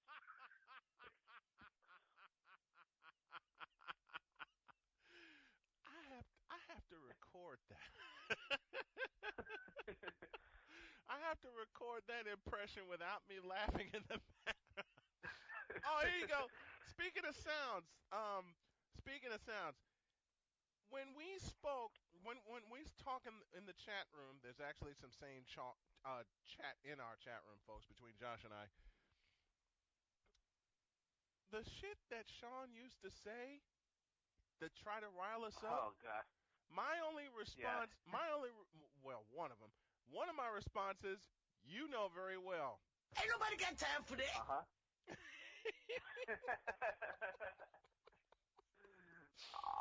I agree with that sister right there. Because I understand. The fun thing about with Sean Snowman was that, like, for me, maybe this is just my upbringing, and like I said earlier, I have an urban soul inside of me. I know how to respond accordingly to those that like to pick arguments and stuff. Mm-hmm. Like with Justin, I'm not afraid to respond back. So whether it's with a GIF or something, yes. I know what to respond back with. And especially when it came to Walmart Boy, I could just drop one Grinch GIF in One there. Grinch and he's off. Listen, Justin would try to rile me up too, saying stupid shit like Ben Simmons is going to be the Rookie of the Year, which he's not, because Kyle Kuzma is going to be, or Dennis Smith Jr. Ben Simmons is a bust as far as I'm concerned. Oh, yeah, and he'll say something like, oh, yeah, Ben Simmons Rookie of the Year. Child, please. And not only that, he'll send you bar graphs and freaking pipe graphs and bar charts of how great LeBron James is. You know what?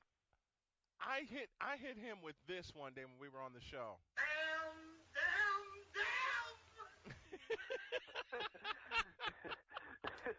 Listen, Ben Simmons is a bust. He will not be Rookie of the Year because Kyle Kuzma is going to run away with it, he or Dennis Smith Jr.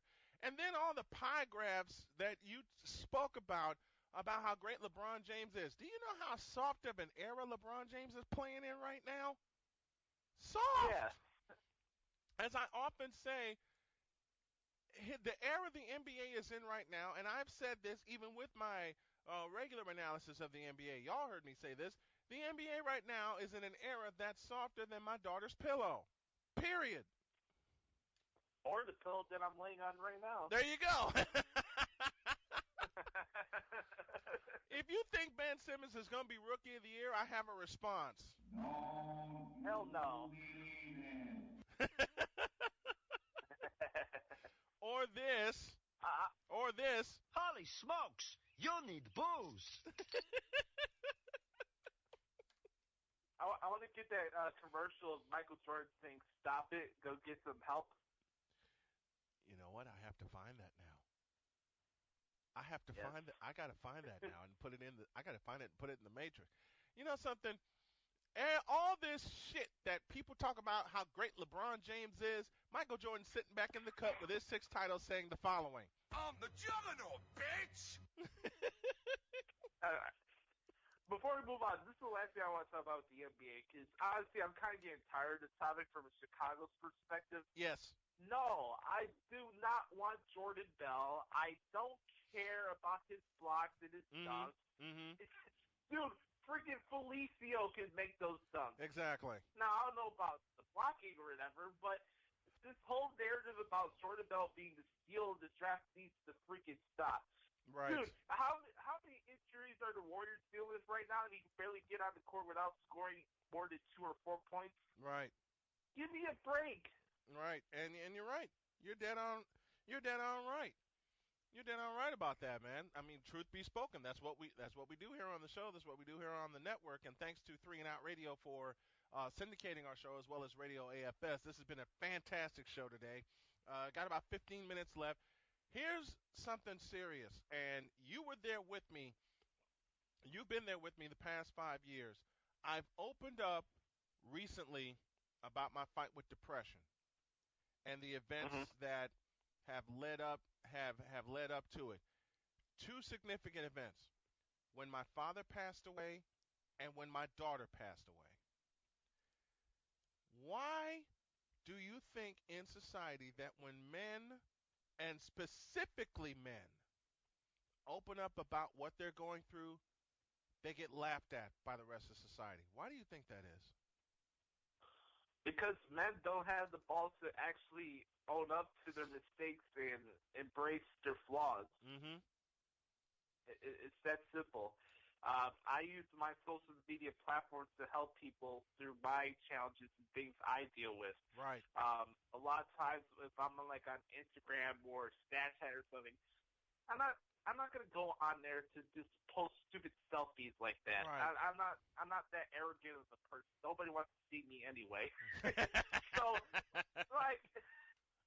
I'm going to use this platform for a reason and help people out. I've dealt with depression a lot. My parents got divorced. I've been cheated on 3 times before. I'm not afraid to admit that. Mm-hmm. I don't think it should be. I don't think it's something where you should feel bad about yourself that happened to you. Yeah. Everyone wants to go with the whole machismo mentality of, oh, men are tough and we don't talk about that stuff. BS. It's bullshit. It's absolute bullshit. It's bullshit, and the guys get led on all the time, and they put it into a box, and you hear it all the time. Anytime you try to start a new relationship, oh my God, all guys are the same. Oh my God, you heard that too? I found this quote on Instagram. You're gonna love this. So it says, "I hate the girl that says all guys are the same." Well, who the fuck told you to try them all? Much truth to that statement. Much truth to that statement. Oh my God, that is great. That is great. You know me. You know me, Snowman. I'm a chill guy. Yep. I know what I'm doing. Yep. But I don't deal with these girls and their insecure mentalities and you're good. My ex said the same thing you did. No, I didn't. I don't know that fucking fuck. The moron that decided to cheat on you is that, a moron. That's something I'm not. I got the same thing from Jody 2 years ago when she kept saying, "You're just like everybody else." No, because I actually stuck around with your sick ass. Because I actually put up with your shit. I'm not like anybody else because I actually have some morals and ethics. How about that? Thank you. And when I was going through all that with Jody, you guys were there for me, and I thank you for that. But I'll tell you what, folks, Josh pulled me aside in private on Facebook, and I'm like, man, what the fuck's going on? So I spilled my guts. And she's one of the people, if you don't take down your blog, I'm going to hit you with a slander lawsuit. Really, bitch? You don't have the balls to come after me. You don't have the nuts to say something to me. And you got nothing to stand on. I actually have proof of things that you did to me. So bring it. Just plain bring it. I'm sick and tired of men being put in boxes. Okay? I'm sick and tired of men being treated the way that they're treated. I was talking with Sarah about this, and I asked her the same question. I said, why is it that when men go through something, they're not allowed to talk about it? And she basically echoed your answer. Well, she echoed two answers. One of them was yours, that men don't own up to what they do, which is very, very true. But secondly, you said it earlier, Josh, men are put into this box and no one wants to let them out. Yeah, just because I'm honest about something doesn't make me soft or feminine or weird or anything like that. Thank you. I'm just being me.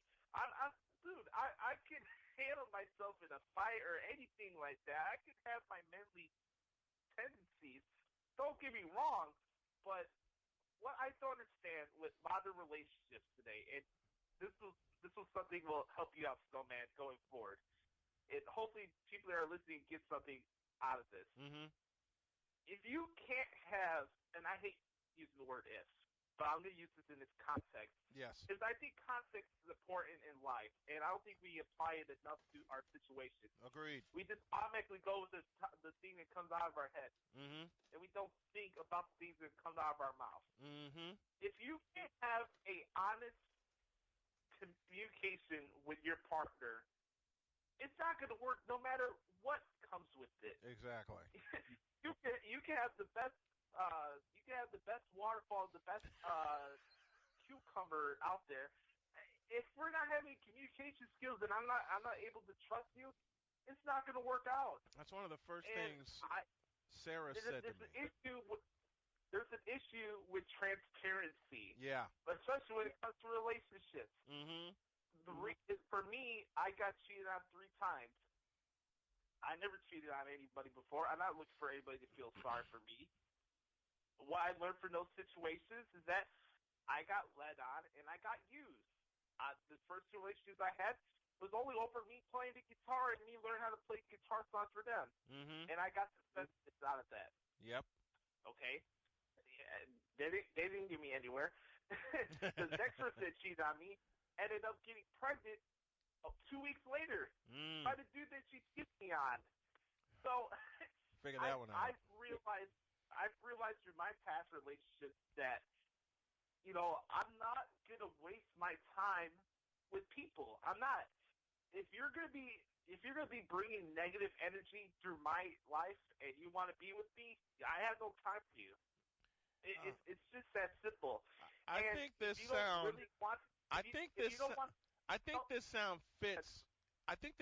fits your theory. If you're going, and I said the same thing, Sarah said it to me.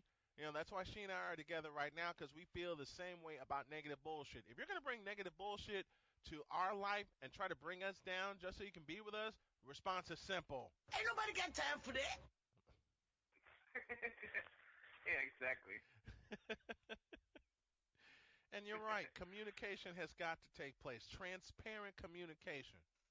It's got to happen. Sarah and I talk about everything, okay, because she's been through a lot. She's got a 6-year-old son. She's got 2 stepchildren that are 19 and about to turn 16. Then she's got Austin, who's 6, and Austin's my little guy because he hangs on to me and to Sarah. I told Austin about Donna, and he wanted to meet her, but I told her that she died, and he got really sad, and it just lets me know he would welcome her with open arms just as I welcome him. Exactly. And, Snowman, this is another tip I want to give out to people. Things are not going to work when your partner is like, oh, make sure to call me when you're done with your work or whatever, right? And then you call, and then a dude picks up the phone Oh, and God. says, call back later. Paul Allen, if you would. Think about that. Paul Allen, if you would, please. Are you kidding me?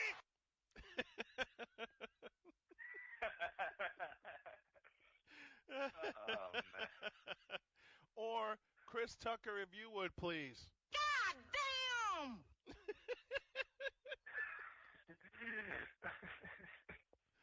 And when you get rid of that, Oh, and when you get rid of that person, all you have to say, look, when I got my apartment in LaPorte, and finally got Jody off my back, one phrase came to mind.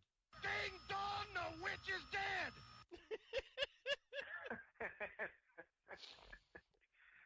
But to be with somebody, I'm really, before we close out here, I'm going to really make Josh laugh. Being with somebody that is not there for you, doesn't have your best interest at heart, won't allow you to be yourself and have their best interest in your heart, all I got to say is this. That is blasphemous. Oh, no. That is blasphemous. How dare you? How dare you say such a thing? How dare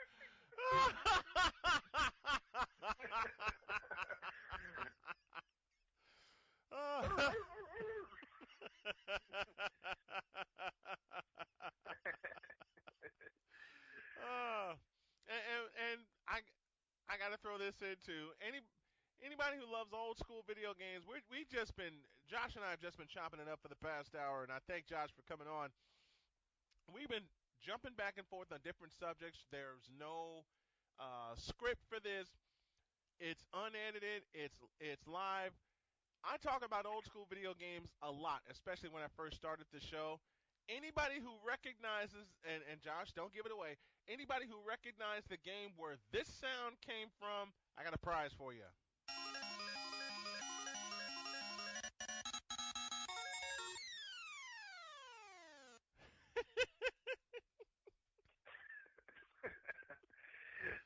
That sounds like Dell at a first date.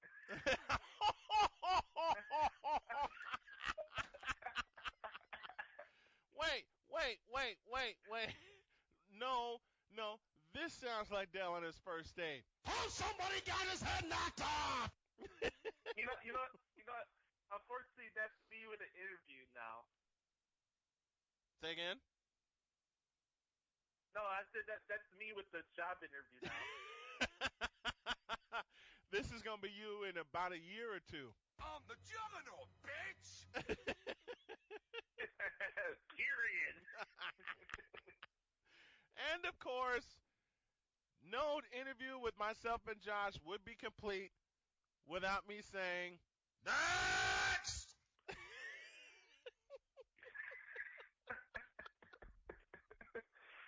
Wait.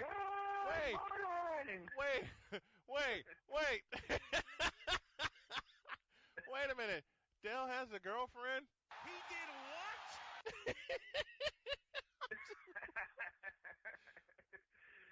One more. Okay, I'll repeat that. And I'm kidding around when I say this, Justin. Justin has a woman. He did what? But we kid around with Justin. We love him. He's one of the band of brothers that we chat with. But when he finds out Ben Simmons won't be Rookie of the Year, his response will be, wait, try it again. I'm as mad as hell, and I'm not going to take this anymore.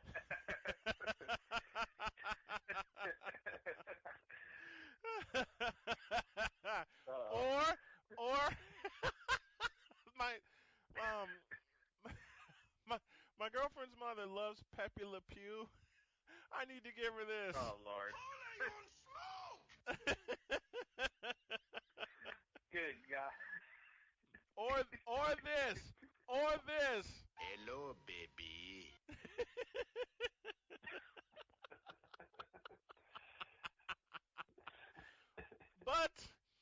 But, hey, to all the folks,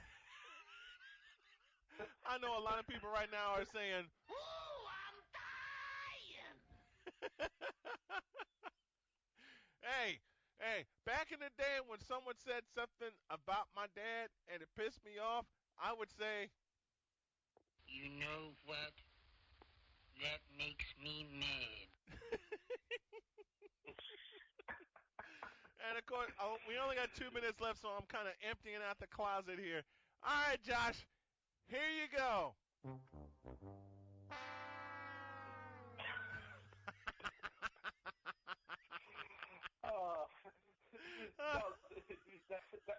That's Carmen and Yurko trying to pull out comedy.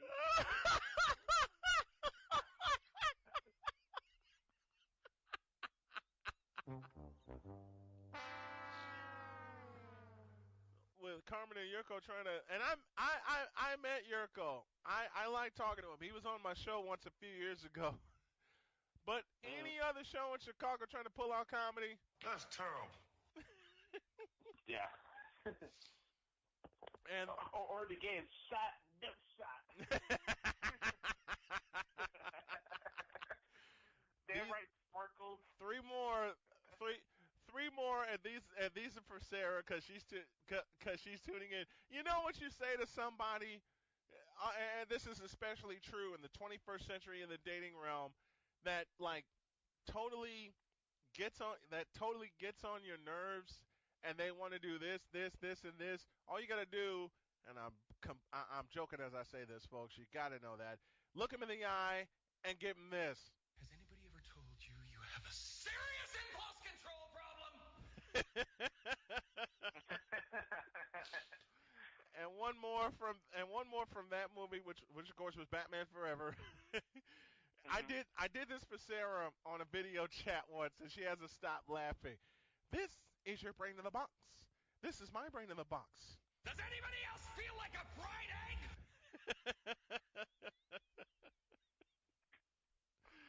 Oh. And believe me, that was wonderful.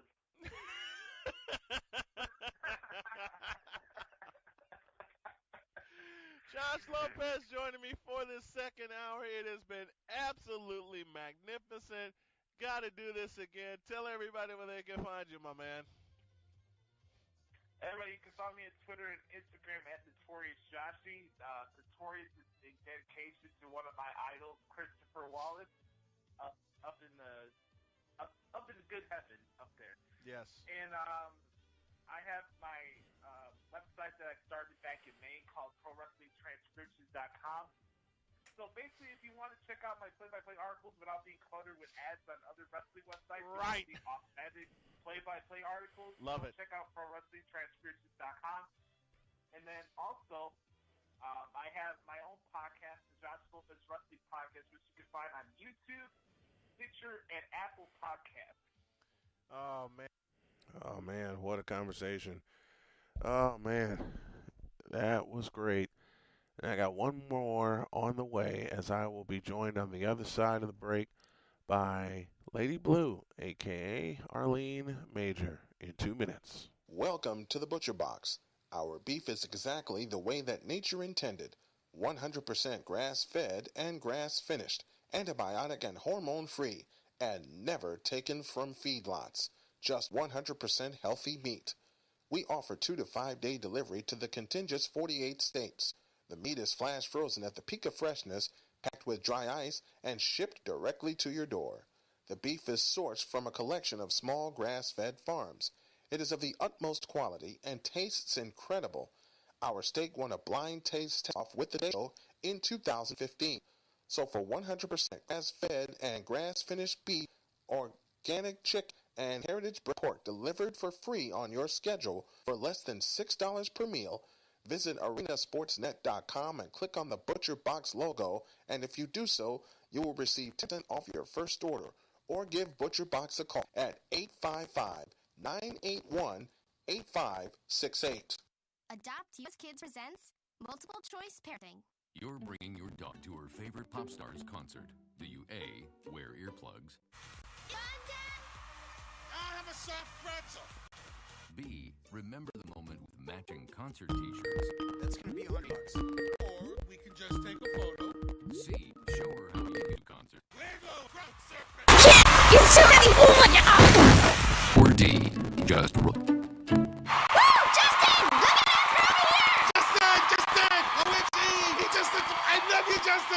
I love you! When it comes to parenting, there are no perfect answers. But that's okay, because you don't have to be perfect to be a perfect parent. Teens in foster care will love you just the same. For more information on how you can adopt, visit adoptuskids.org/AL. A public service announcement from the U.S. Department of Health and Human Services, Adopt U.S. Kids, and the Ad Council. All right, let's do it. It's our third hour of Snowman in the morning. Welcome back. And thank you to Josh Lopez for dropping by, Jonathan Mathis to help kick off the show. And as we kick off our third hour, this lady uses her platform to bring positivity to the community as a writer, blogger, recently published author, and radio show host. She hosts a show on WMSKOnlineradio.com, making a difference. She's also a survivor of domestic violence, something I've spoken about on the show, not afraid to share her story, and supports the fight against domestic violence. She's on with me right now. She's known as Lady Blue. She's also known as a friend. This is Arlene Major, who's on the hotline with me right now. Good morning. Good morning. Good morning. How are you? I'm doing well. How are you? I'm blessed today. It's a good day today. It is indeed a very good day. Thanks for coming on. Not a problem. Tell me about your show. Tell me how you got that started. Well, I've been writing for quite some time, basically since high school, but it was in 2014 after reconnecting with family members that I hadn't spoken to in a while and being encouraged by an aunt and a cousin to write. They saw that I wanted to write. They saw that I needed to write. And then after going to church and being prayed over and things like that, I decided to go ahead and take that chance and step out and write. The writing is basically my personal story, which was released in my book called Lady Blueprint, which was released on my birthday in November. And it just tells a little bit about me. As far as radio, started in 2014 with WMSK Online Radio, and that's been going strong. I'll be celebrating my second-year anniversary with them soon. And also, you know, just being a survivor of domestic violence. I've, was married once before. That gentleman passed away 2 years ago, but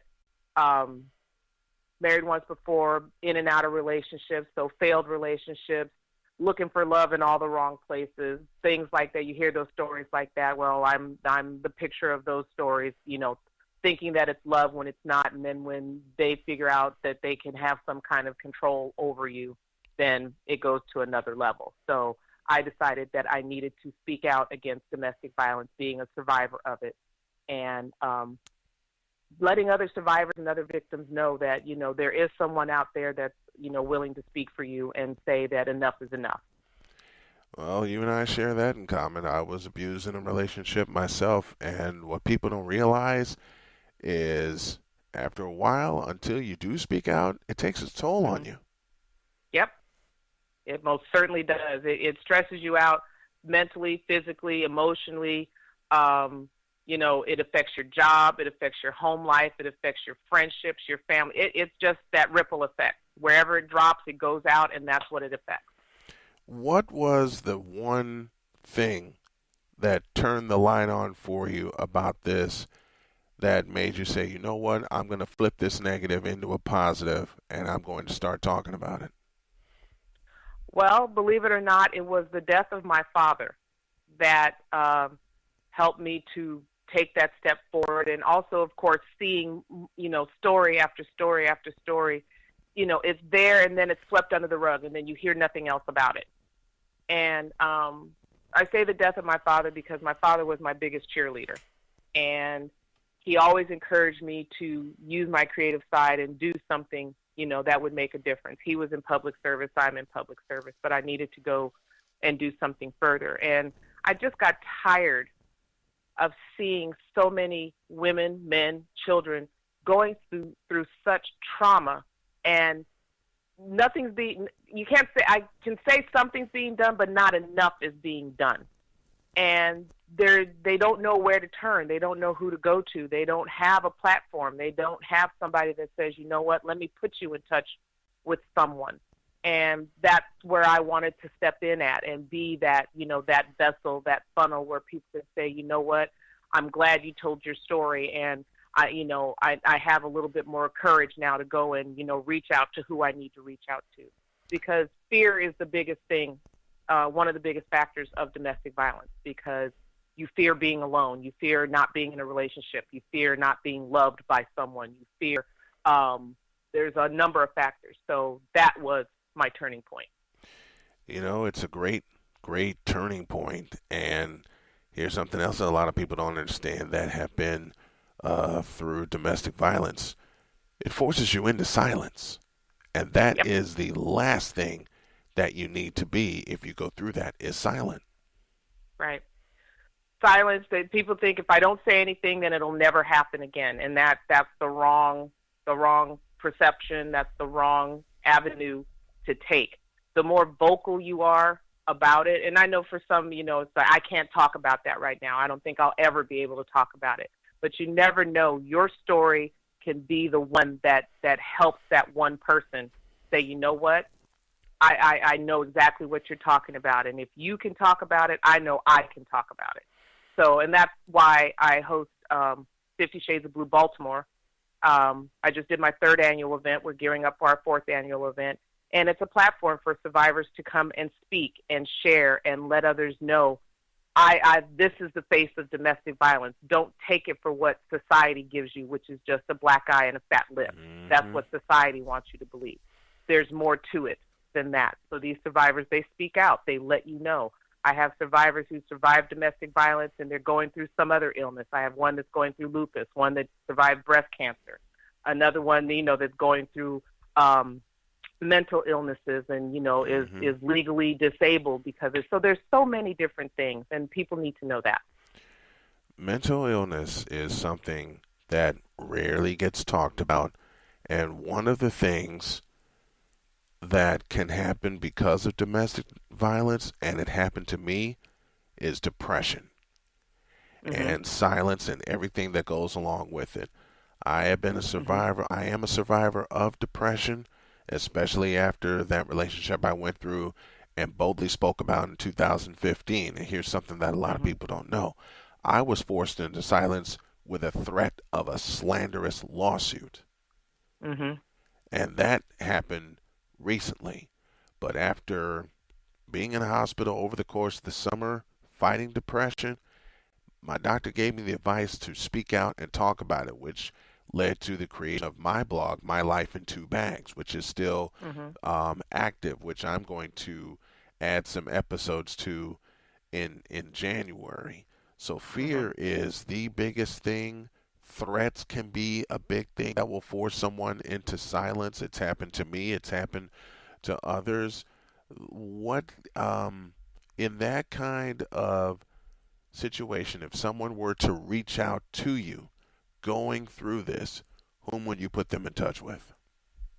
I have a network of advocates here in the area, or depending on where they are, if I can find advocates in that area that deal directly.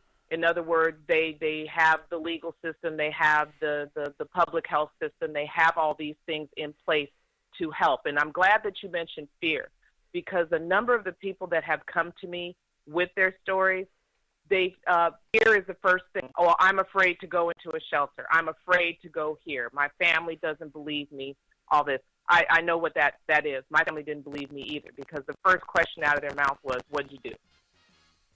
What did you do? Like, it was my fault that I was in this situation. So I make it a point to connect them with someone who can work with them, get them through getting out. I mean, if you got to leave with nothing but the clothes on your back, getting them out, getting them placed, getting them, so they're in touch with counselors, lawyers, medical staff, anything that they need, okay, food, clothing, whatever it is, we make it a point to do that. And they have an open invitation to share their story, come to my event, listen to my radio show because I talk about domestic violence on every show. Every show. Love it. So, and because it's something that does not go away, and that's what society needs to understand. We have a current administration that wants to sweep under the rug like it does not exist, like it's a pre-existing condition, like it's your fault. Oh, yeah. You got into it, and it's wrong. Nobody wakes up in the morning and says, hey, by the way, I'm going to be a domestic violence victim today. No, that's not what it is. And what needs to be understood about the abuser is sometimes the abusee becomes the abuser because that's all they know. Yes. So what needs to be understood about the abuser is when they find that one little inch of control, they're going to use it to the best of their ability until you stand up to them and let them know that you've had enough. Depression is part of it. When you talk about other mental illnesses, it could be, you could have mental breakdowns, you could have nervous breakdowns, you could have other things, stress, high blood pressure, all your health things that fall into that. But my biggest thing with this is that I want people to understand that we will no longer be silent about this. If you can be loud in a group of people and try to put me down, guess what? I'm going to be even louder and let people know I've had enough of you.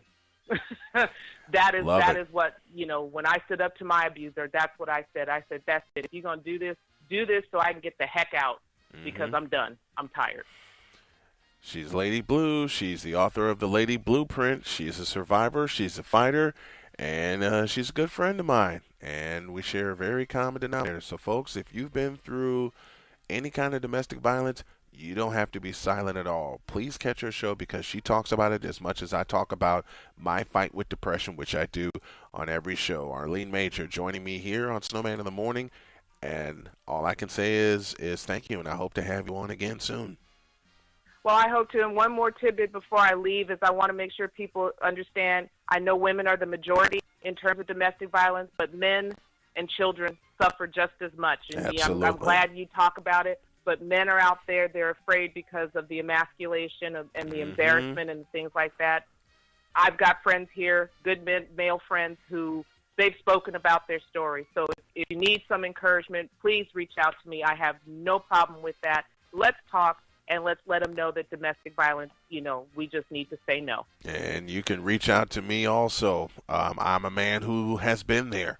I'm a man who also has survived it, and this is why I encourage the men so much, and this is why I started the hashtag Manpowerment movement, and I'll give you more details on that off the air. Arlene Major, Lady Blue, joining me for a chat. Thank you very much. I appreciate it. Thank you. Bless you, and have a great holiday. I appreciate it. I'm going to wrap it up here, and I want to thank the folks for coming on that came on this morning. Jonathan Mathis, the sports judge, Lady Blue, Arlene Major, and so is Josh Lopez, joining me on this Tuesday morning. I'll be back Thursday, and then we're off until the new year. Till then, have a great one, everybody. Snowman out.